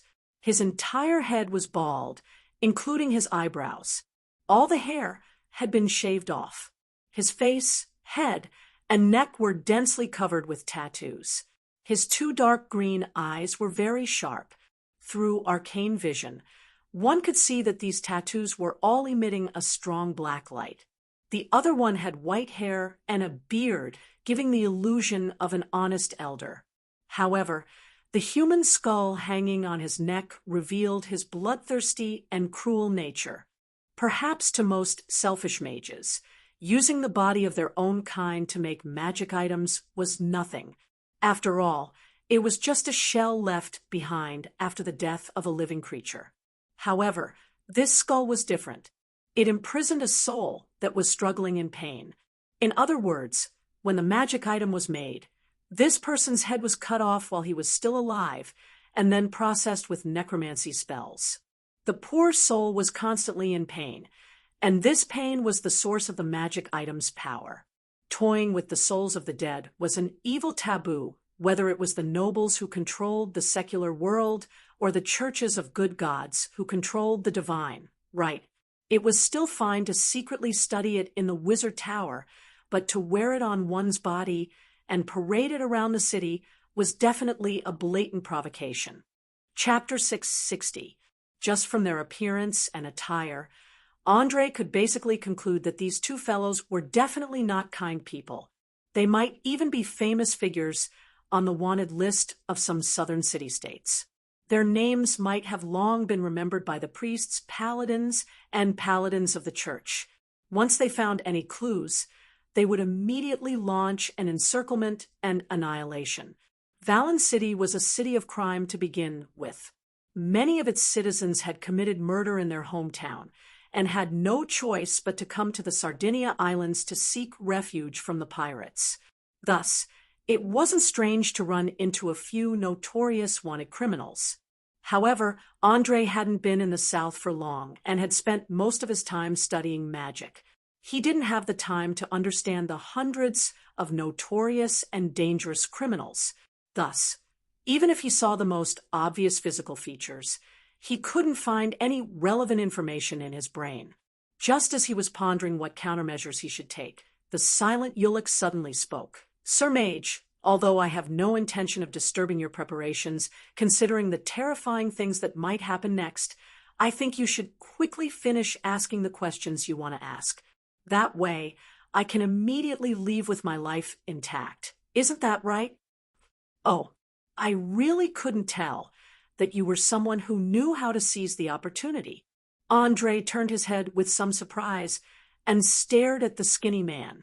He hadn't expected the other party to be so smart to be able to grasp even a fleeting chance of survival. He also hadn't expected the other party to be so shameless as to betray even his own allies. As a mage with an intelligence of over 20, Andre knew very well what it meant for Ulick to allow him to ask questions at this time. It meant that he was willing to provide detailed information on the two mages in the sky in exchange for a safe retreat. "No, Sir Mage, this is a survival instinct. Anyone whose life is in danger will do everything they can to survive. Also, I must remind you that there isn't much time left." As he spoke, Ulick raised his head and glanced at the figures in the sky that were getting closer and closer, a pleased expression appearing on his face. Andre nodded with an unconcerned smile. "Of course, your reminder is very timely. Since time is of the essence, I'll make this short. First, who gave you the information that I live here? Second, what are the origins of those two in the sky? As long as you answer these two questions, you'll be able to leave unscathed and relay the news of the war to the guild leaders." The person who provided the information is the captain of the Devil, Casimir Kiz. Don't ask me where he got the information, because I don't know either. He is very mysterious and never shares his secrets with anyone. As for the two who were about to arrive, the older one was called Isidorger. He was wanted by the Church of Lucia, the goddess of dawn, due to his many forbidden soul experiments. It was said that he was very good at cursing spells. Many of Francis' enemies were killed by his curses. The other bald guy is called Angus. He is a mysterious person who suddenly appeared in Valen City 5 years ago. No one knows where he came from or what kind of spells he is proficient in, but one thing is certain. His fighting strength is definitely not inferior to Isidore's. They are both among the top 5 mages in the Sardinia Islands. Ulick spoke quickly and anxiously, and his eyes were fixed on the sky. He looked very nervous, as if he wanted to answer the question as soon as possible, so that he could escape. It was clear that he was more afraid of his own allies than the enemies who were close at hand. André was keenly aware of this. The corner of his mouth rose slightly as he asked in a playful tone, "Tell me, why are you afraid of them?" "Afraid? I don't understand what you mean." A trace of panic flashed through Ulick's eyes as he hurriedly denied it. "No, you understand what I mean. Normally, a person should be happy to discover that their allies are rushing over, but you're in a hurry to leave. Can you tell me why? If you're not too stupid, then don't try to quibble. Otherwise, you'll only be wasting your time." Saying this, André raised the magic wand in his hand. A dazzling light appeared on the ruby at the top. Anyone who wasn't a fool would know that this light was dangerous and fatal. The fingers on Ulick's right hand twitched slightly. There were a few times when he wanted to pull out the dagger at his waist, but for some reason he gave up at the last moment. He took a deep breath and explained with a bitter smile, "That's right, I'm afraid. Both Angus and Isidore have one thing in common, and that is that they never leave anyone alive. Even their allies are no exception. Furthermore, the corpses that they kill look especially horrifying, especially the facial muscles of the deceased. They're completely distorted by pain. Just looking at them will give you nightmares." "Very good. You're very honest. I like honest people, even if they're forced to be honest. But honesty is honesty. All right, I've finished asking my questions. You can leave now. Remember, when you return, don't forget to tell the leaders of the guild that the war between us has begun."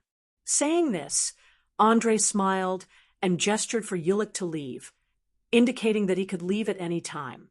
Ulick, who had long since lost his patience, turned and ran back to the guild headquarters without another word.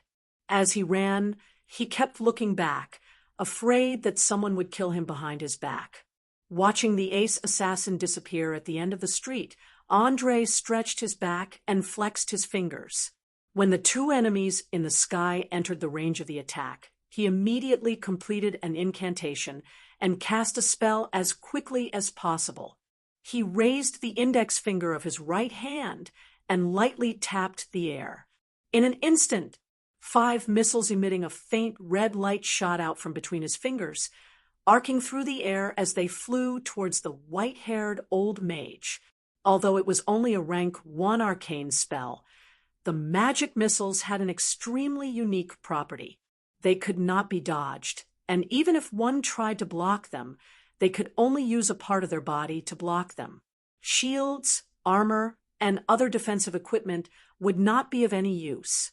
However, just as the missiles were about to hit their target, Isidore also completed a defensive spell in midair. A blue, translucent eggshell tightly wrapped around him, and all the missiles caused ripples when they collided with it before disappearing without a trace. Absolutely brilliant! The timing of your casting of the defensive spell was perfect. You've really opened my eyes. André placed one hand on his chest and bowed, loudly praising.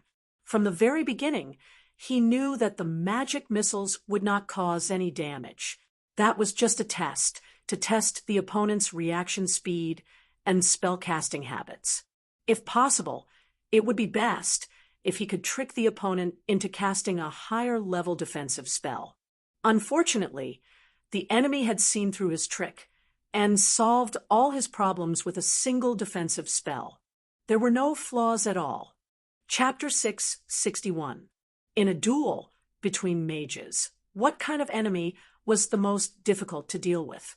It was not the kind of person who would bombard the opponent with evocation magic, nor would it be the kind of person who relied on his high level of spellcasting to continuously cast high-level spells to seize the initiative. Instead, it was like the old mage in front of him, who used the most appropriate spell to defend against the opponent's attack. he was not in a hurry and dragged the battle into a rhythm that he was good at. Then he would slowly exhaust the opponent's spell slots and finally seize the opportunity to seize the victory. In the face of such an enemy, all petty tricks would be useless. In addition, there were two opponents, so the one who would lose in the end would definitely be himself. Andre knew this better than anyone else. Of course, he was not unprepared. Now, the whole street was in a sea of fire. For him, the chosen of the fire elemental prince, Aesop Desser, this could be considered his home ground. The flames could heal his wounds and allow him to fly at a low altitude. In addition to the flame shield that he had just cast, the opponent would definitely not think that Andre was a descendant of the fire elementals and was completely immune to fire damage. They would also not think that he was the flaming duke who had disappeared for hundreds of years and had unparalleled control over fire. In a way, he had been using the flame shield from the beginning to release a completely wrong signal to mislead his opponent. Deception and misdirection were always the most classic part of tactics and would never go out of style. Andre was obviously proficient in this field. Interesting, I did not think that the mage who could cause such a big commotion would be a young man. Isidore gently stroked the human skull hanging in front of his chest and quickly descended from the sky like a respectable elder. However, his eyes were completely different from his expression. They were filled with cunning and viciousness. The other bald mage, Angus, also descended and stood behind Andre without a word. The two of them, one in front and one behind, formed a pincer attack. After standing still, the three mages did not move, nor did they speak. It was as if they were competing in patience. The only sound that could be heard was the crackling of the firewood. Secretly cursing the old fox, Andre deliberately pretended to be indifferent and asked, "You too don't tell me you intend to stand here until dawn? I'm sorry, but my time is very precious. I don't have the time to waste with you. If you still don't make a move, then forgive me for not keeping you company for a long time." Hee, youngsters will always be youngsters, always impatient. Don't worry, dear Junior, we are waiting for the mirror image spell and fire shield on your body to disappear. Once they disappear, I guarantee that you will immediately feel a different kind of enthusiasm. Isidore's skin was thick to a certain extent, and he did not mind revealing his purpose. It wasn't that he didn't want to attack, but the mirror image technique was too troublesome. The illusion created by the 7 spells was no different from a real person. Whether it was speaking or moving, it could be perfectly replicated.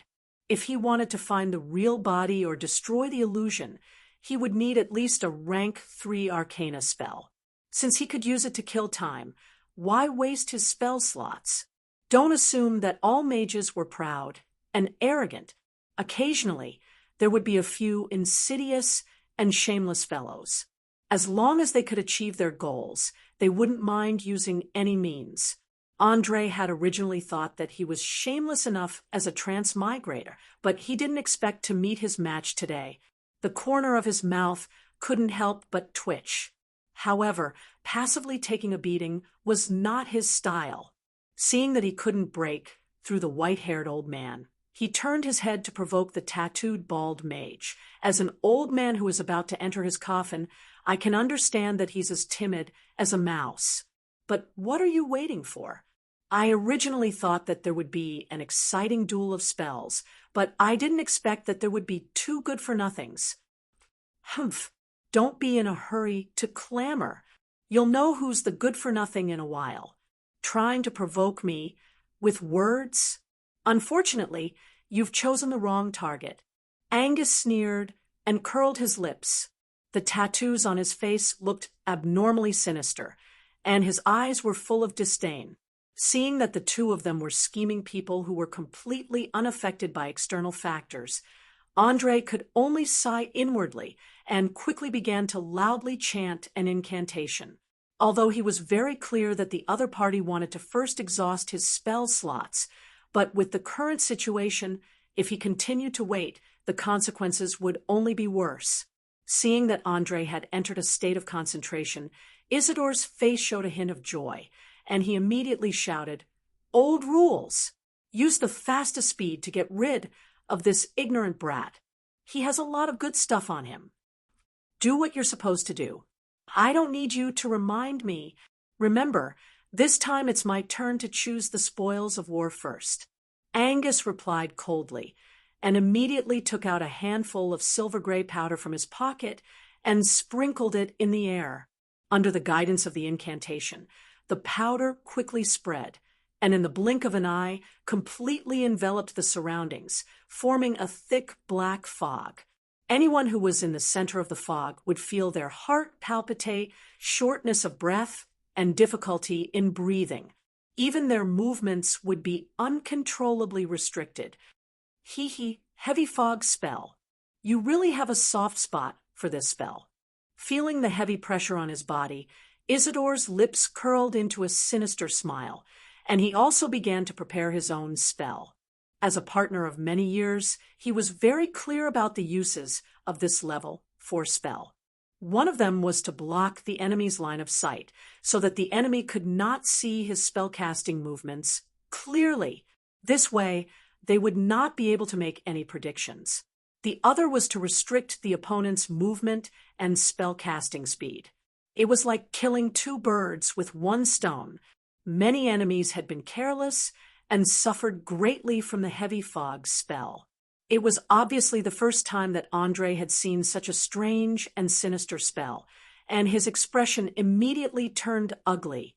Although he began to feel severe discomfort under the influence of the fog, he still forced himself to complete the level 5 spell, mental retardation spell.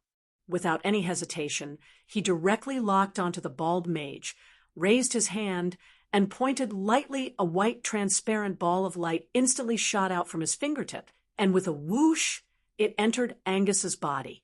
He did not even have time to react before his entire body trembled violently.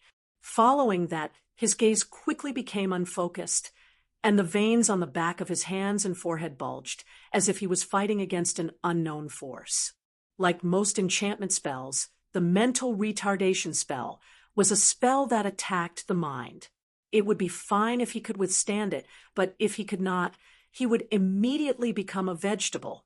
To a mage, there was probably no more unlucky and miserable ending in this world. Chapter 662. The heavy fog that contained magic energy blocked everyone's vision. The 3 of them could only vaguely make out each other's silhouettes. As for their facial expressions and subtle movements, they could only rely on their imagination.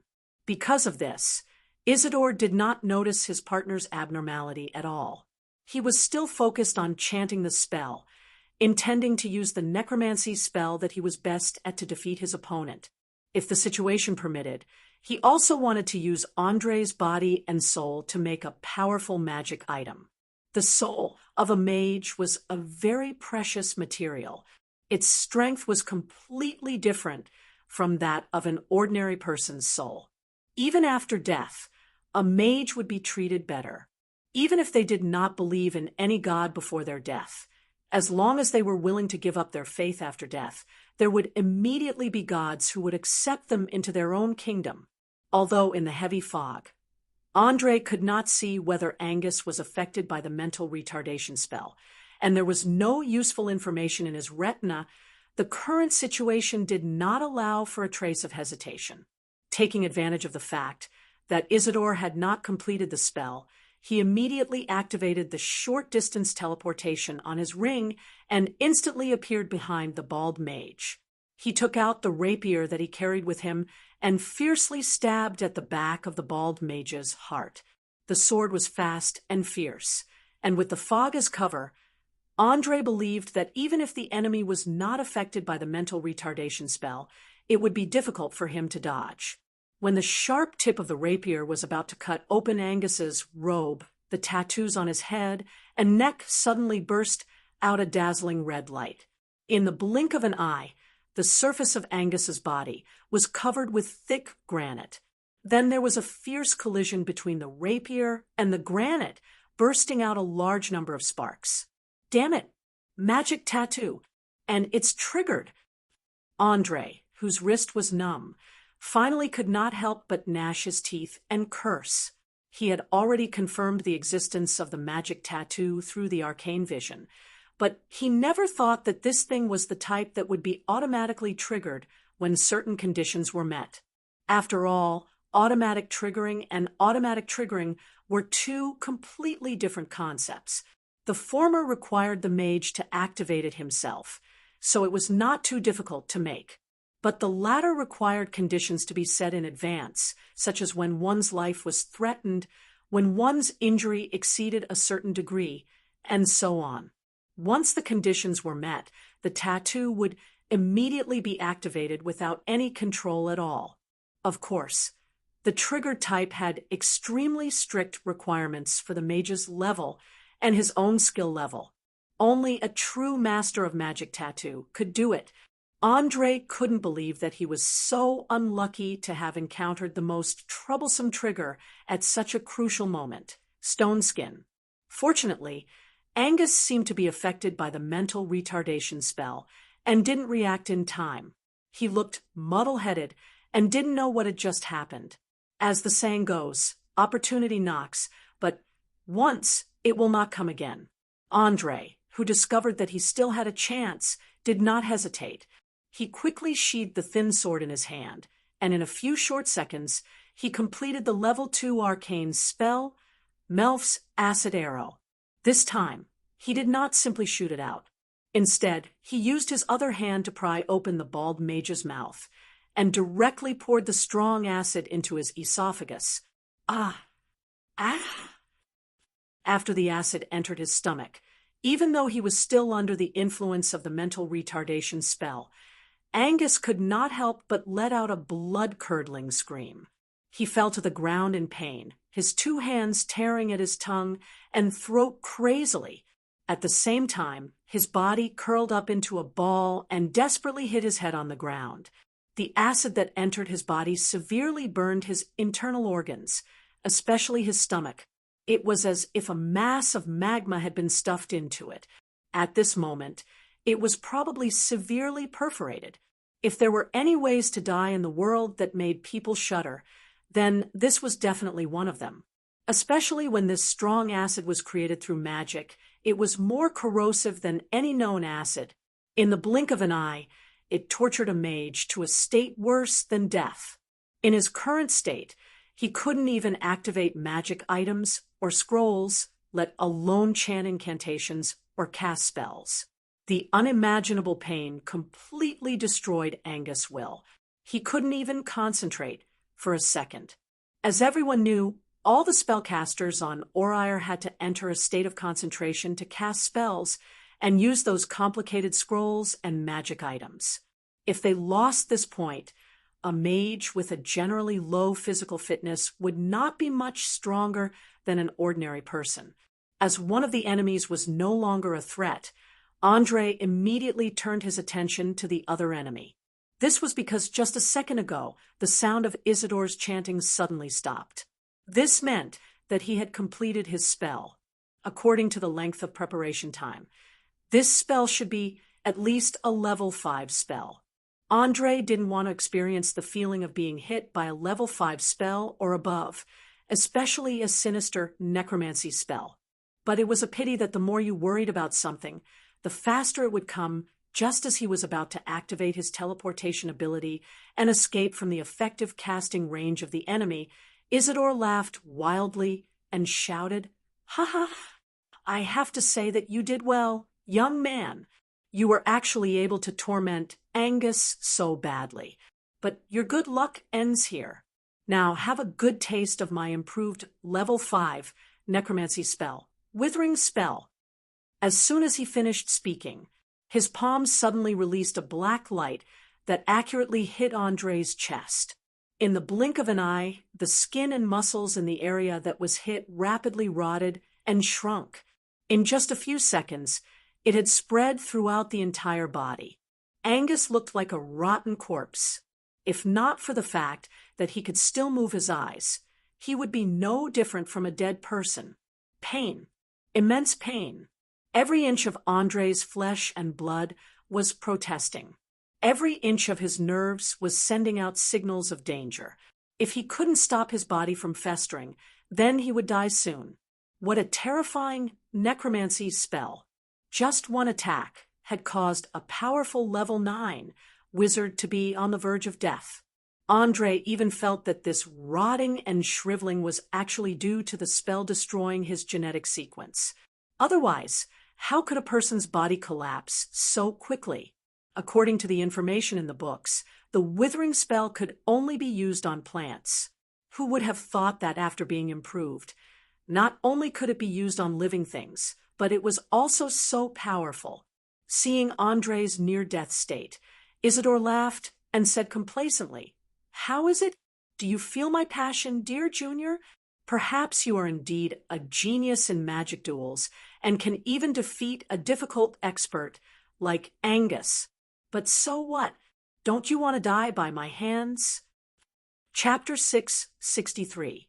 As Angus, who had swallowed the strong acid, fell into a semi-conscious state, the heavy fog surrounding the alley gradually dispersed, revealing 7 bloody, rotting, and stinking bodies. 6 of them were illusions created by magic, and only one was Andre himself. Due to the extensive atrophy of his muscles, it was now very difficult for him to even lift his arms. Bones could even be seen on his calves, and large pieces of festering skin were falling down. He did not even need to put on makeup to act as a zombie, and only his beating heart remained healthy. It had to be said that Isidore had grasped the timing of his spell very accurately. At the moment of short-distance teleportation, the illusion created by the mirror spell appeared for about a second, and he used this second to lock onto his target. In a battle between mages, even the slightest flaw would be infinitely magnified, and the enemy would use it to launch the most fatal blow.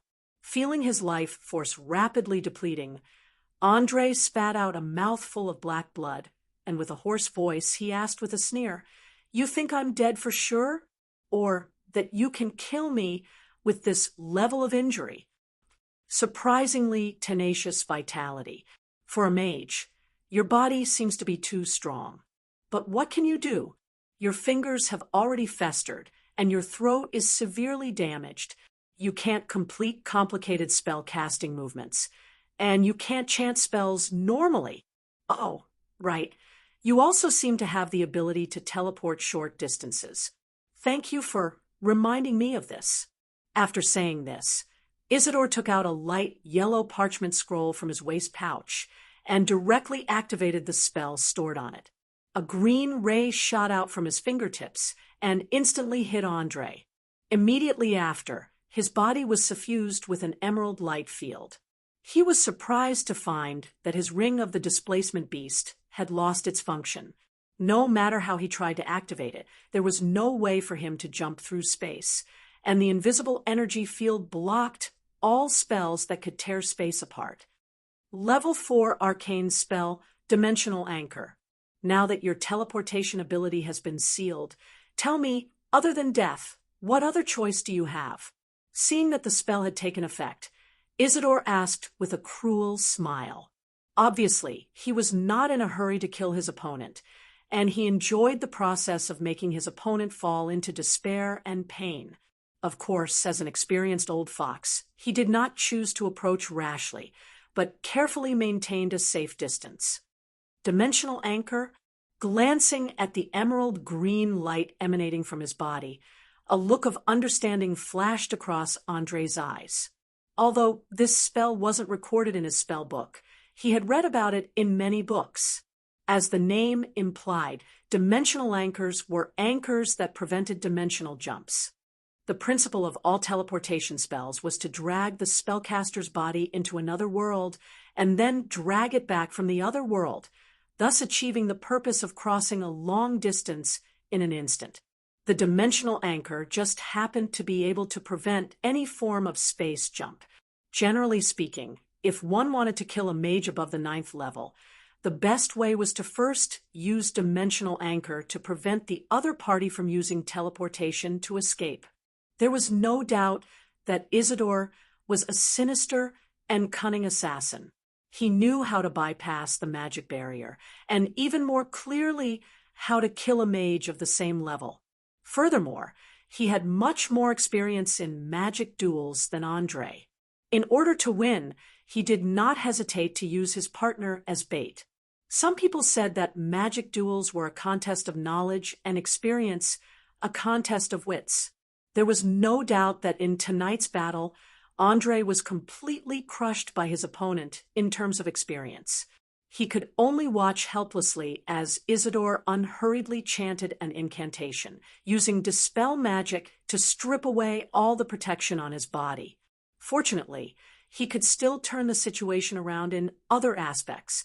Just as the last protection spell on his body disappeared, a strange smile suddenly appeared on Andre's face. He quickly took out his fireball wand, resisting the pain on his body, and bowed slightly. "Thank you. Thank you very much for teaching me a lesson tonight. I admit that I lost the first round due to my lack of experience. As a reward, I will let you see all of my strength without holding back." "Huh, pretentious. Your body has already become like this, and you still want to turn the tables? Based on what? Based on that fireball wand in your hand? Naive." Isidore sneered sarcastically as he drank a bottle of fire protection potion. A mage was not a warrior. A single elemental damage was no threat to him at all. Even if the fireball spell's lethality was great, it only needed a targeted protection. Naive. No, you don't understand how terrifying it is when I go all out. As he spoke, Andre opened his waist pouch, and threw the spell books, scroll boxes, magic potions, and other fragile items to one side. Although these things were enchanted with protective spells, and were generally not so easy to destroy, he didn't want to try at all. He didn't want to see if ordinary fire protection could withstand the dark blue flame bestowed by Aesop Desser. Under Isidore's horrified gaze, Andre raised his fireball wand and aimed it at himself. The next second, asterisk boom, boom, boom, asterisk, accompanied by a deafening roar, countless fireballs exploded in a close range. The soaring flames melted the sand on the ground into translucent glass. Even from a distance of more than 10 meters, one could still feel the heat waves in the air. Unbelievable! Isidore could not believe even in his dreams that there would be someone in the world who would use fireball to bombard himself. Madman! A real madman! Just when he thought that his opponent's corpse was gone, a dark blue flame suddenly erupted from the center of the orange-red flames, and in the blink of an eye, the surrounding flames were devoured clean. Slowly, a naked young man walked out from the middle of the blue flames. It was Andre, who had completely elementalized. His originally tattered muscles healed at a speed visible to the naked eye, and in a few seconds, he was restored to a healthy state. With the ability to regenerate flames, he easily dispelled the damage caused by the withering spell. However, everything had a good side and a bad side. The destructive power of the continuous explosions of the fireball spell had burned all the clothes on his body. The wand in his hand, which had exhausted all the stored spells, could not escape the disaster. A cool breeze blew, and it immediately turned into a pile of ashes and drifted away with the wind. Only his ring, amulets, gloves, and a few other magical items were still intact. Chapter 664. The scorching flames burned fiercely in the air, providing Andre with an endless supply of energy every second.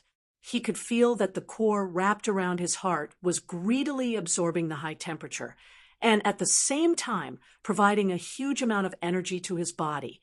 As long as the surrounding flames were not extinguished, even if he suffered serious injuries, he would be able to recover in a very short period of time. This was the power that the fire elemental prince, Isoldezer, had bestowed upon his chosen, just like the description of the flaming duke in the poem. As long as there was a little flame that was not extinguished, the flaming duke would never die, and he would be reborn in the raging fire. You are seeing such an obvious feature. Isidore's heart surged with an indescribable fear. Even his speech was affected, and he became incoherent. As a mage who symbolized wisdom and knowledge, it was impossible for him not to know the terrible legends about the Flaming Duke, especially the series of towns that had been destroyed, which constantly reminded people to maintain reverence for the great fire elemental prince, Isoldezer. Otherwise, destruction and death could come at any time, and the one who carried out the destruction and death was the famous Flaming Duke. There was no good or evil.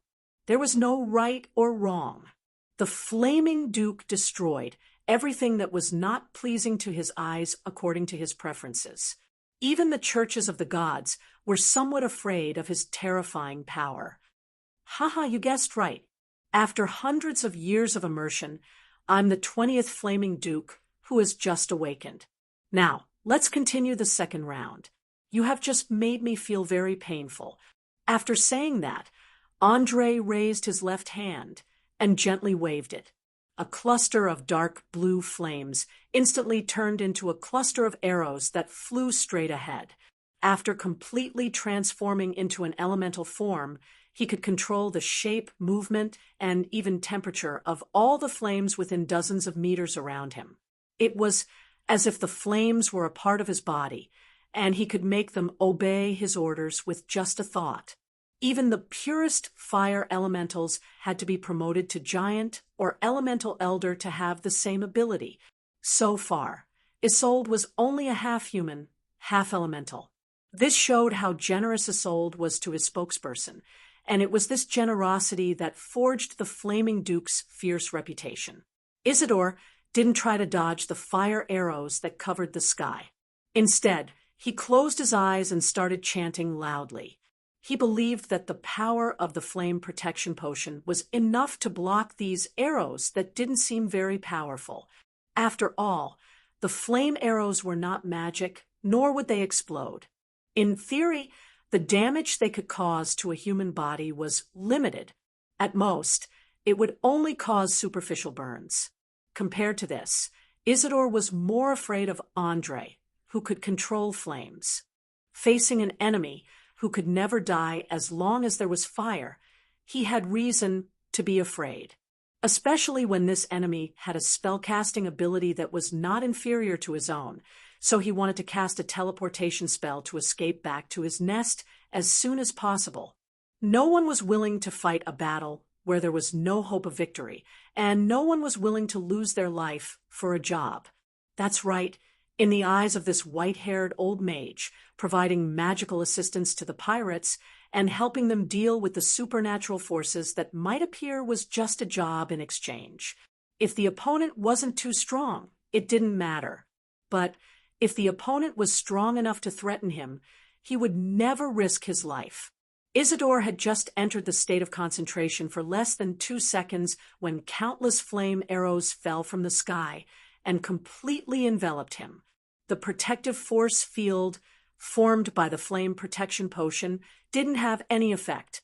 In the blink of an eye, it was penetrated by the dark blue flames, followed by the sizzling sound of roasting meat. The pungent aroma could be smelled from 10 meters away. Ah! Damn it! Damn it! Damn it! How is this possible? The severe pain forced Isidore to interrupt the chanting of the spell. He quickly patted the small flames on his body and cursed loudly while gnashing his teeth. But unfortunately, all his efforts were in vain. No matter how hard he patted, these fingernail-sized flames didn't seem to be extinguished at all. They were like maggots attached to the bones, constantly eroding the skin and muscles. In just a few seconds, they had caused great damage. Looking at his opponent's panicked expression, the corners of Andre's mouth rose slightly. He reminded with a smile, "If I were you, I wouldn't be so agitated." Those dark blue flames are nourished by anger. The angrier you are, the more vigorous they will burn. Haven't you heard of it? The fire elemental prince Isoldezer is also known as the Lord of Raging Flames. His flames are completely different from ordinary flames. They can't be blocked by ordinary elemental defenses. You've made a mistake, a fatal mistake caused by carelessness. Perhaps it's rude to say this, but I still have to inform you. With your current strength, you simply can't expel these beautiful little flames. In at most 20 hours, they will completely burn you from the inside out. Resisting the intense pain from the scalding flames burning his body, Isidore could no longer maintain his gentle and refined facade. He glared with his sinister eyes and gasped for breath. After a full minute, he opened his mouth and said, "Deal? I request to immediately make a deal. Killing me won't bring you any benefits. On the contrary, if you let me go, I'm willing to pay a sufficient price in exchange for my own survival." Ha ha ha ha. This is truly a little unexpected. Should I be praising him? As expected of an experienced senior. When he noticed that the situation was bad, he immediately made the choice that was most beneficial to him. Andre was truly amused by the shamelessness of this old mage in front of him. He couldn't help but laugh. After all, not long ago, the other party had attempted to use the withering spell to get rid of him. But now he was pretending to be the victim and even attempted to resolve the problem through negotiation and trade. Young man, don't be in such a hurry to refuse. The things I'm using to trade are definitely useful to you, especially the information regarding the secret mage tower on this island. You definitely won't be able to obtain it from anywhere else. Isidore ignored the mocking mockery and instead calmly emphasized the resources in his hands. Although he was currently at an absolute disadvantage, he was still far from being at the end of his rope. At the very least, he believed that he still had enough bargaining chips. Thus, he appeared very calm. "Oh, that seems very interesting. Tell me about it." A strange expression flashed across Andre's face as he deliberately pretended to be very interested. He had long since heard about the secret mage tower hidden around Valen City. It was said that there were quite a few experts with decent strength inside, and Uhtred was one of them. Chapter 666. Phew, Isidore heaved a sigh of relief after receiving the promise. His guarded expression and tense nerves quickly relaxed. He knew that if a mage swore an oath in the name of an arcane mage, they would lose all their profession levels if they went against it.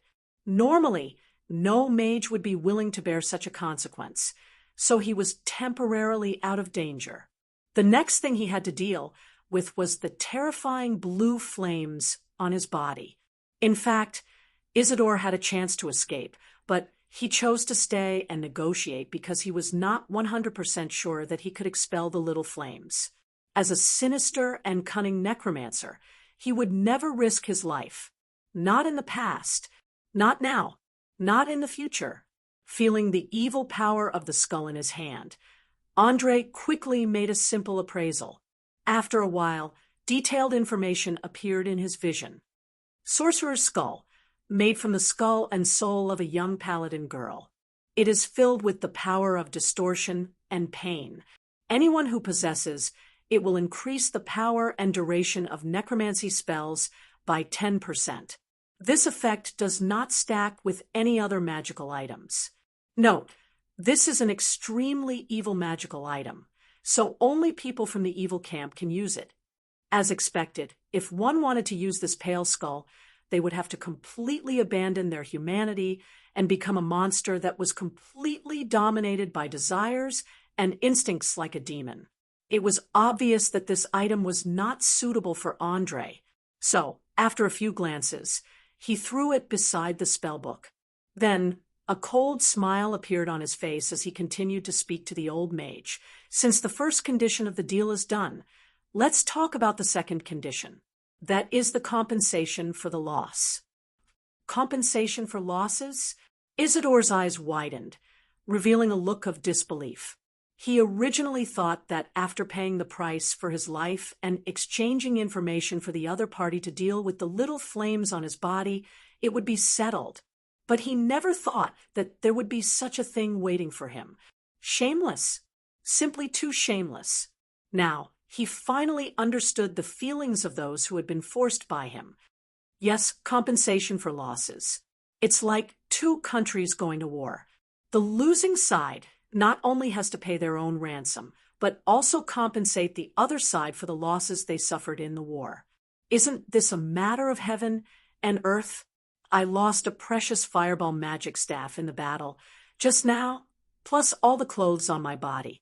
You better give me a satisfactory compensation. Otherwise, at this point, Andre suddenly paused with a meaningful expression on his face.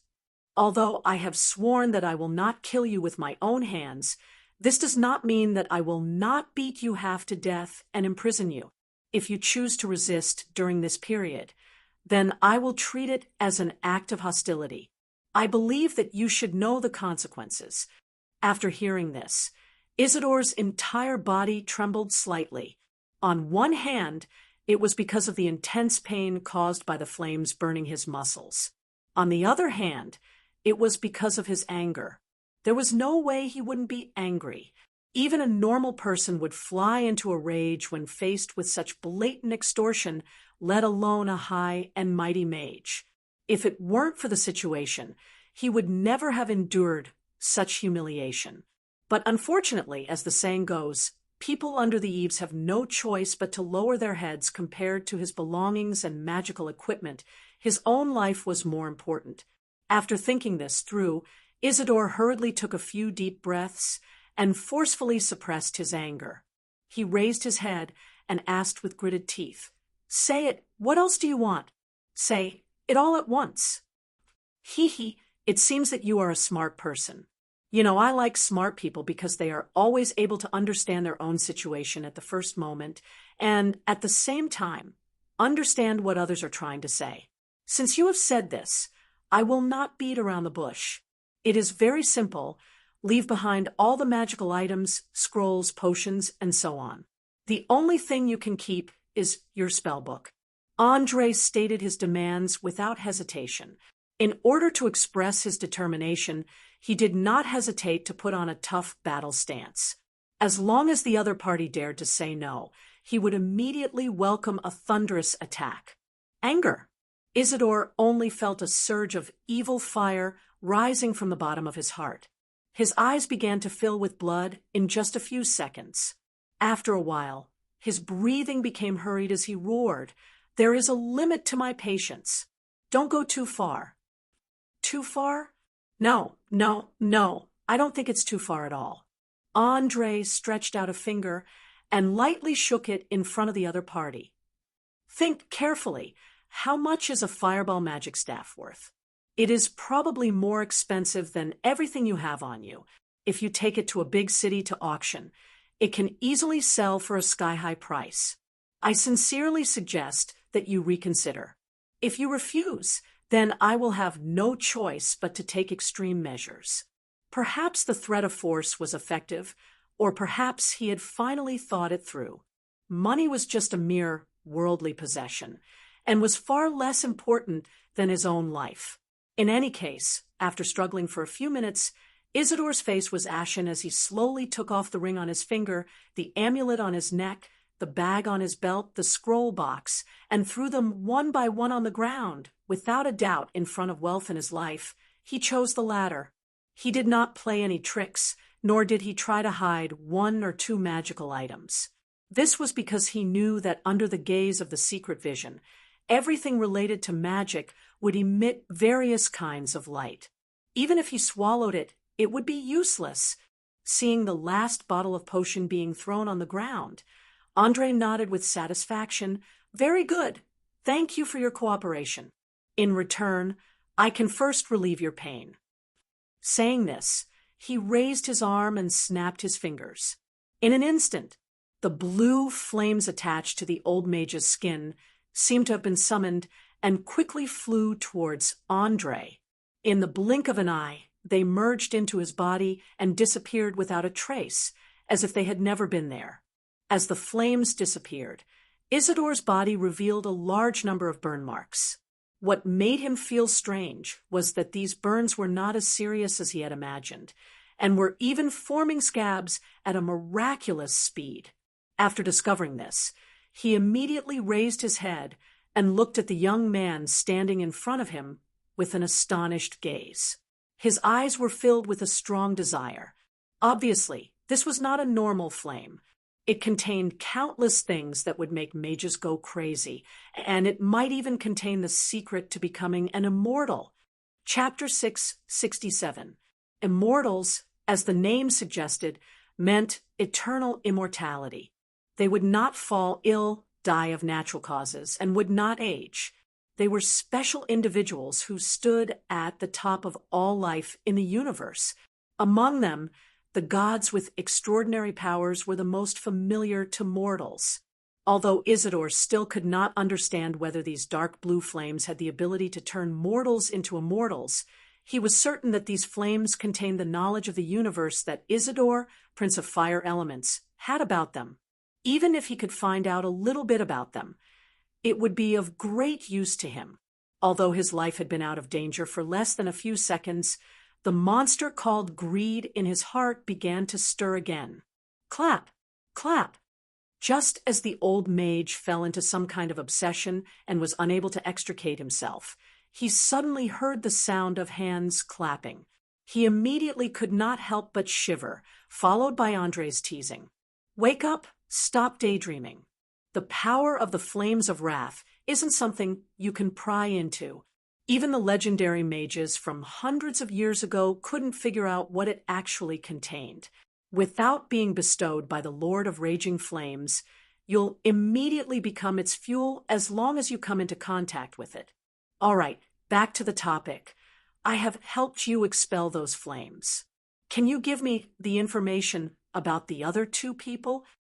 As the user of the dark blue flames, Andre knew its power better than anyone else.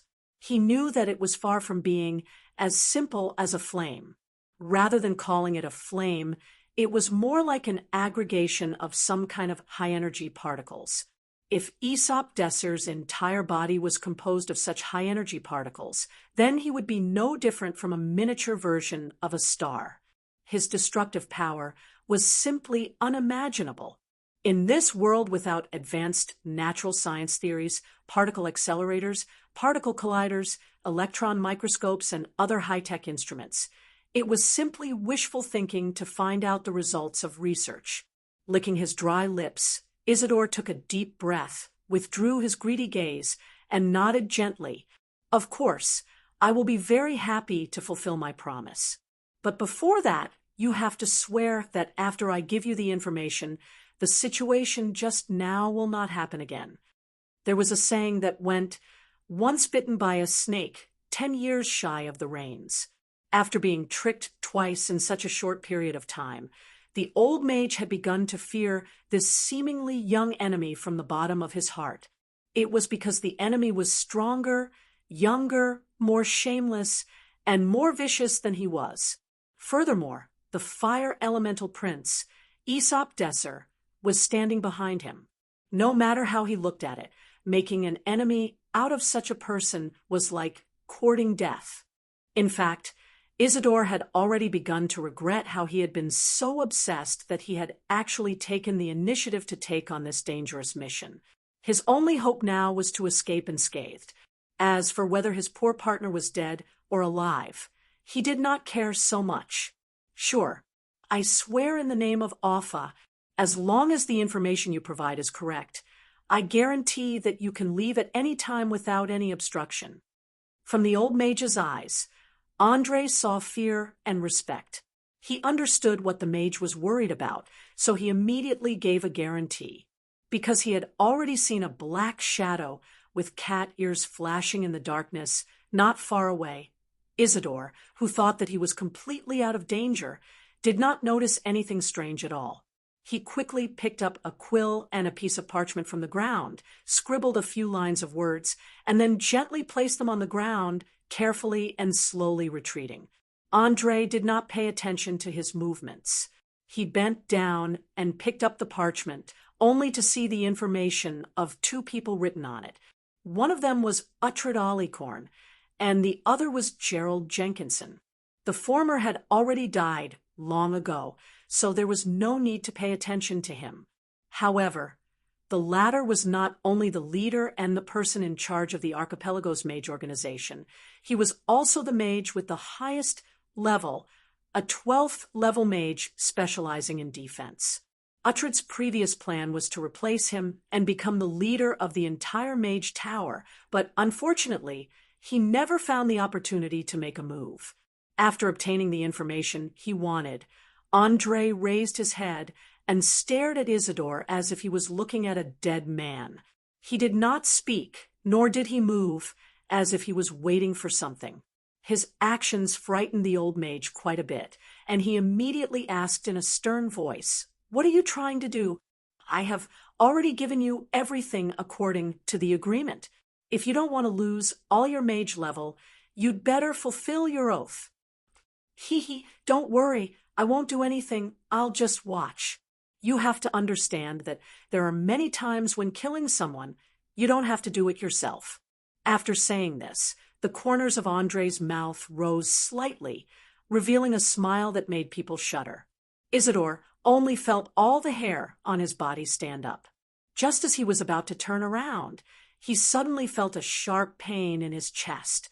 A sharp dagger had pierced through his heart from behind, and the tip of the dagger was stained with blood, reflecting an icy luster under the moonlight. A fatal blow. It was also a perfect blow. The old mage only felt that his life force was rapidly draining away. He subconsciously wanted to activate the defensive magic on his ring and drink a bottle of healing potion. But when his hands reached for his waist, he remembered that all his magic weapons were already lying on the ground in front of him. With a strong sense of regret and unwillingness, he slowly fell to the ground. Although his hands were still trying to complete complicated gestures, his throat could not chant a complete incantation. Soon, this mage who had once caused a lot of trouble for Andre closed his eyes and completely lost his last trace of life force, turning into an ice-cold corpse. Idiot! After going to the other world, use your brain properly. Why do you think Master made you take off all your magic items and equipment? It was to create an opportunity for me to kill you in one blow. Mia, who had walked out from the darkness, snatched the spellbook from Isidore's hands and sneered in ridicule. As an assassin personally trained by Uhtred, she was very clear that a mage who had the protection of a magic item and a mage who did not have it were two completely different concepts. The latter was just a body of flesh and blood, and would still bleed and die with a single slash.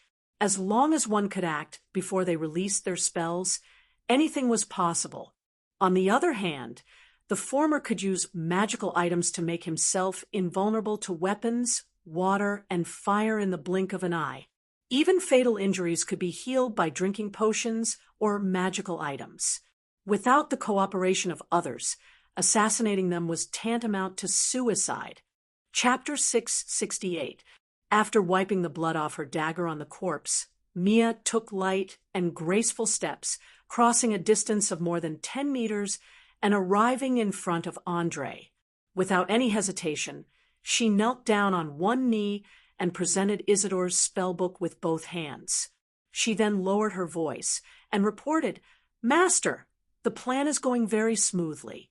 I guarantee that in another hour, you will see the city enter a state of total chaos. The Rat Men and the Underground Guild will no longer have any possibility of compromise. They will kill each other until the last drop of blood is shed." Seeing that Isidore was already dead, Andre did not need to maintain his semi-elemental form. He slowly retracted the blue flames around his body and returned to his normal appearance. In particular, his torch-like hair seemed to have lost its luster and vitality in just a few seconds, turning into a translucent silver-white color that draped over his shoulders. The deep blue in his pupils had also disappeared, revealing the same color as his hair. Looking at his naked body, he began to miss the flame protection robe that he had lost in the sea. He then shook his head with a bitter smile and muttered to himself, "Damn it! Looks like I have to get a mage robe that won't be burned by the flames as soon as possible. Otherwise, sooner or later, I will be treated as a pervert or an exhibitionist."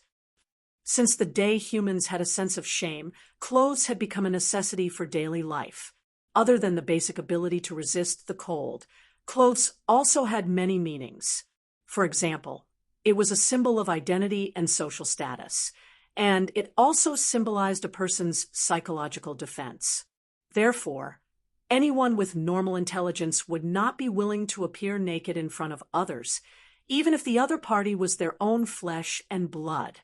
However, Andre obviously did not have a choice now.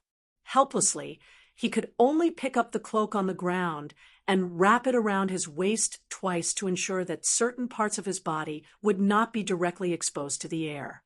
He then reached out to take Isidore's spell book and nodded lightly. "Very good. This is exactly the result I wanted. As a reward, you can go to the pile of magical items on the ground and choose any one of them. Remember, nothing must happen to old Bernie's grandson. What I want to do is to cooperate with them and not fight to the death. Understand?" "Understood. I will protect Patty in the dark and not let any harm come to him." Perhaps sensing Andre's awkwardness, Mia deliberately lowered her head and replied, even though she felt that this was purely superfluous. After all, she had already seen what she should have seen and what she shouldn't have seen. Now, no matter how hard she tried to hide it, she couldn't erase the memories in her mind. Andre did not notice the feline girl's thoughts. While stroking the complicated arcane patterns on the magic book and trying to crack the protection on the pages, he continued to ask, "I remember that you have been following Uhtred for a long time. Have you ever heard of the name Gerald Jenkinson?" "Gerald Jenkinson?" Mia raised her head in surprise, an unconcealable fear appearing on her face. With a slightly trembling voice, she replied, "Of course, I have heard of this name before. He is an extremely frightening enemy. No matter what he does, he will always place himself in an absolutely safe position. Uhtred has been lurking for several decades and carried out countless schemes, but in the end, he was unable to gain the slightest bit of advantage. To be exact, he is simply not Gerald Jenkinson's opponent. From the beginning to the end, he was suppressed by the opponent and did not dare to make any moves. If you really intend to make a move against him, then I must remind you that this guy's character is extremely cautious. For several decades, he has never made a mistake. If you want to kill him, there is only one chance. Once you fail, he will definitely not give anyone a second chance." "Oh, can you describe his appearance?" Although Andre had long expected that a 12th level defensive mage would not be easy to deal with, after hearing the feline girl's evaluation, he still revealed an expression of disbelief. He had once read in a book that the mage's choice of magic specialization was directly related to their personality. Generally speaking, defensive mages were mostly cold and sensitive. Their brains were like sophisticated machines, able to see through the opponent's every move and plot. They belonged to the type that was the most difficult to deal with. Clearly, this mage named Gerald Jenkinson was one of the representatives. Not only did he protect himself like a tortoise, but he also eliminated all unstable factors in the bud. Even an ambitious old fox like Woadard could only obediently curl up in order to avoid being caught red-handed. Gerald is around 50 years old this year. He has short black hair and a neatly trimmed beard. His eyebrows are very thin, his cheekbones are protruding, and his chin is slightly sharper than a normal person's.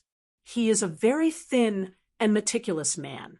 He is approximately 165 meters tall and wears a dark purple robe all year round. He usually stays in his room to conduct research and rarely appears in the public eye. In addition, This person's entire body is covered with defensive magic items. Once he discovers danger in his surroundings, he can immediately protect himself without any flaws. Even the blue flame you used just now would have a hard time injuring him. Perhaps because she had sensed Andre's strong curiosity, Mia gave a very detailed explanation. She sorted out all the memories she had of Gerald in her mind, using the form of language to repeatedly ponder over every word and sentence, so as to avoid any mistakes in her expression. A secluded traditional academic mage. Interesting. The corners of Andre's mouth rose slightly, his eyes revealing 2 rays of light. Academic mages referred to those fellows who spent all their time in the wizard tower conducting research. Since they were apprentices, it was very likely that they had never taken half a step out of the wizard tower. Although their level was very high, they didn't have much actual combat experience, so they were also called researchers. Mia clearly understood the meaning of academic mages. She immediately shook her head and denied, "No, Master, Gerald is not an academic mage. On the contrary, he is a battle mage through and through. He has participated in 3 battles with the Linton City fleet and killed at least 3 opponents above the 7th level. It is precisely because of this that he can suppress countless ambitious outsiders."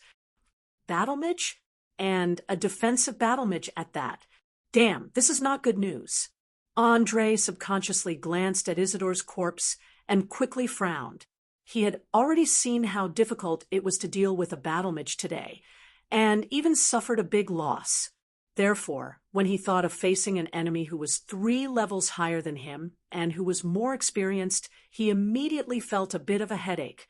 Chapter 669. Noticing Andre's gloomy expression, Mia licked her lips and carefully suggested, "Master, you don't have to plot against Gerald Jenkinson, and you don't have to treat him as an enemy. Although he has provided a lot of magic assistance to the pirates, he still retains the unique way of thinking of mages and retains absolute autonomy." "You mean he can be roped in?" Andre asked with uncertainty. "That's right. As long as you can pay a sufficient price and guarantee the independence of the secret mage tower, he doesn't mind changing his service target. In fact, he doesn't care who rules this archipelago, nor does he care about the life and death of anyone." After pondering for a long time, Mia finally revealed the secret that had been hidden in her heart for many years. She had once been ordered to conduct a private probe on behalf of the Shadow Web. Although the 2 sides didn't reach any verbal agreement, she still remembered Gerald's tone and attitude at that time. Andre nodded thoughtfully and said to himself, "Maybe I can borrow Uhtred's identity and try to get in touch with this person." As the saying went, there were no eternal enemies in the world, only eternal interests. Since there was no essential conflict between the 2 sides, it was completely possible to resolve the differences through negotiation. After all, mages symbolized rationality and wisdom.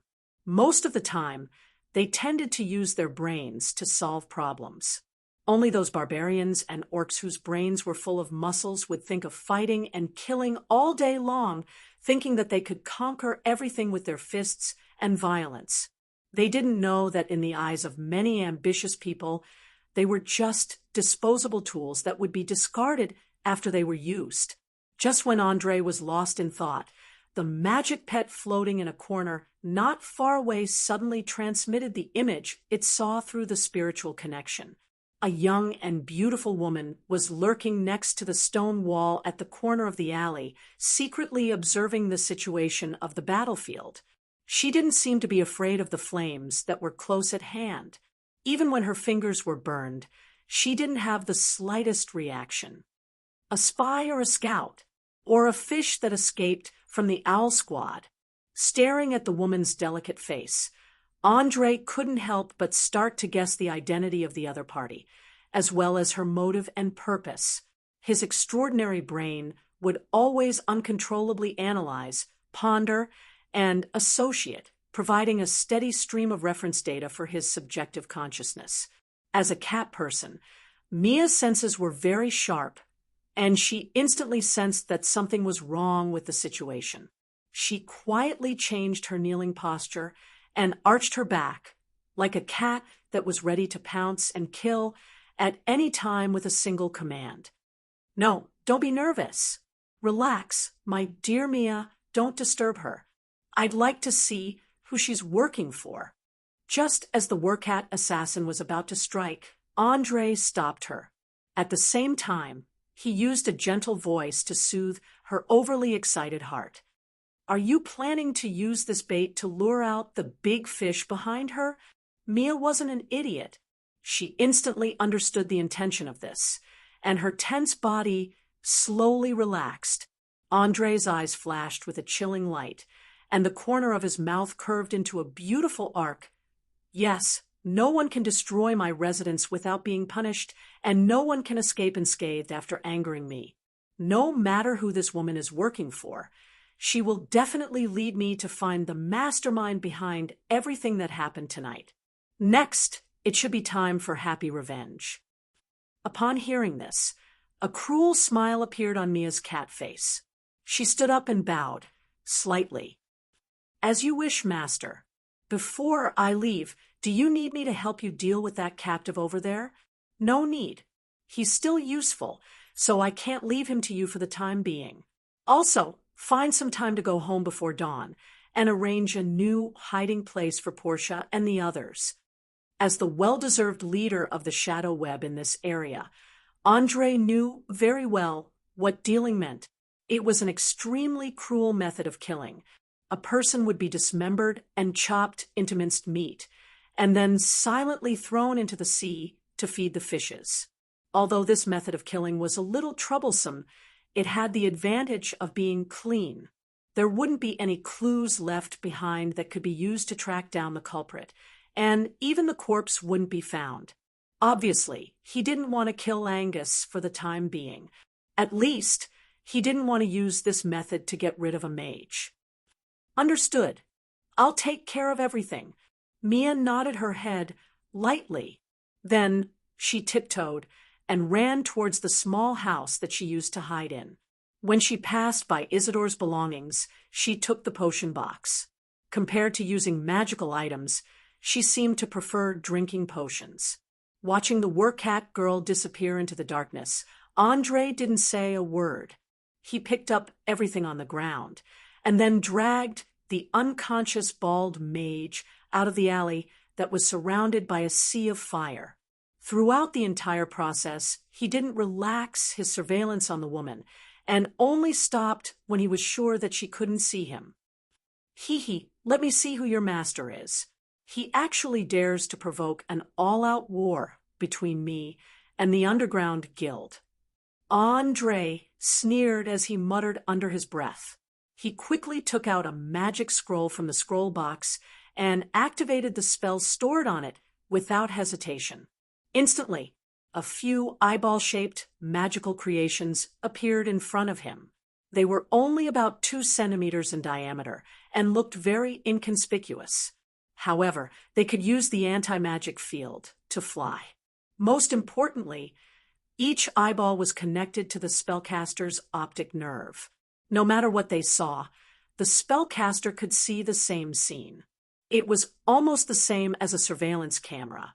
This was the effect of the rank 5 arcane spell, spying magic eye. Due to their small size, as long as they were kept at a certain distance, it was almost impossible to discover them. After a simple attempt to control more than 10 magical eyeballs at the same time, Andre quickly found the trick. He immediately let these little things monitor the woman who thought she hadn't been discovered. Then, through the telepathic connection, he let the magic pet little eye silently return to his side. After completing all this, all he had to do was wait. Wait for the woman to feel that she was safe, walk out of the corner she was hiding in, and report to her boss. However, the woman seemed to be very patient. She stayed in the same spot for more than 10 minutes and then carefully walked out from the corner. She carefully examined the place where the battle had just taken place, especially the places that had been burned by the dark blue flames. She always crouched down and sniffed around, and even put a burnt stone into her pocket,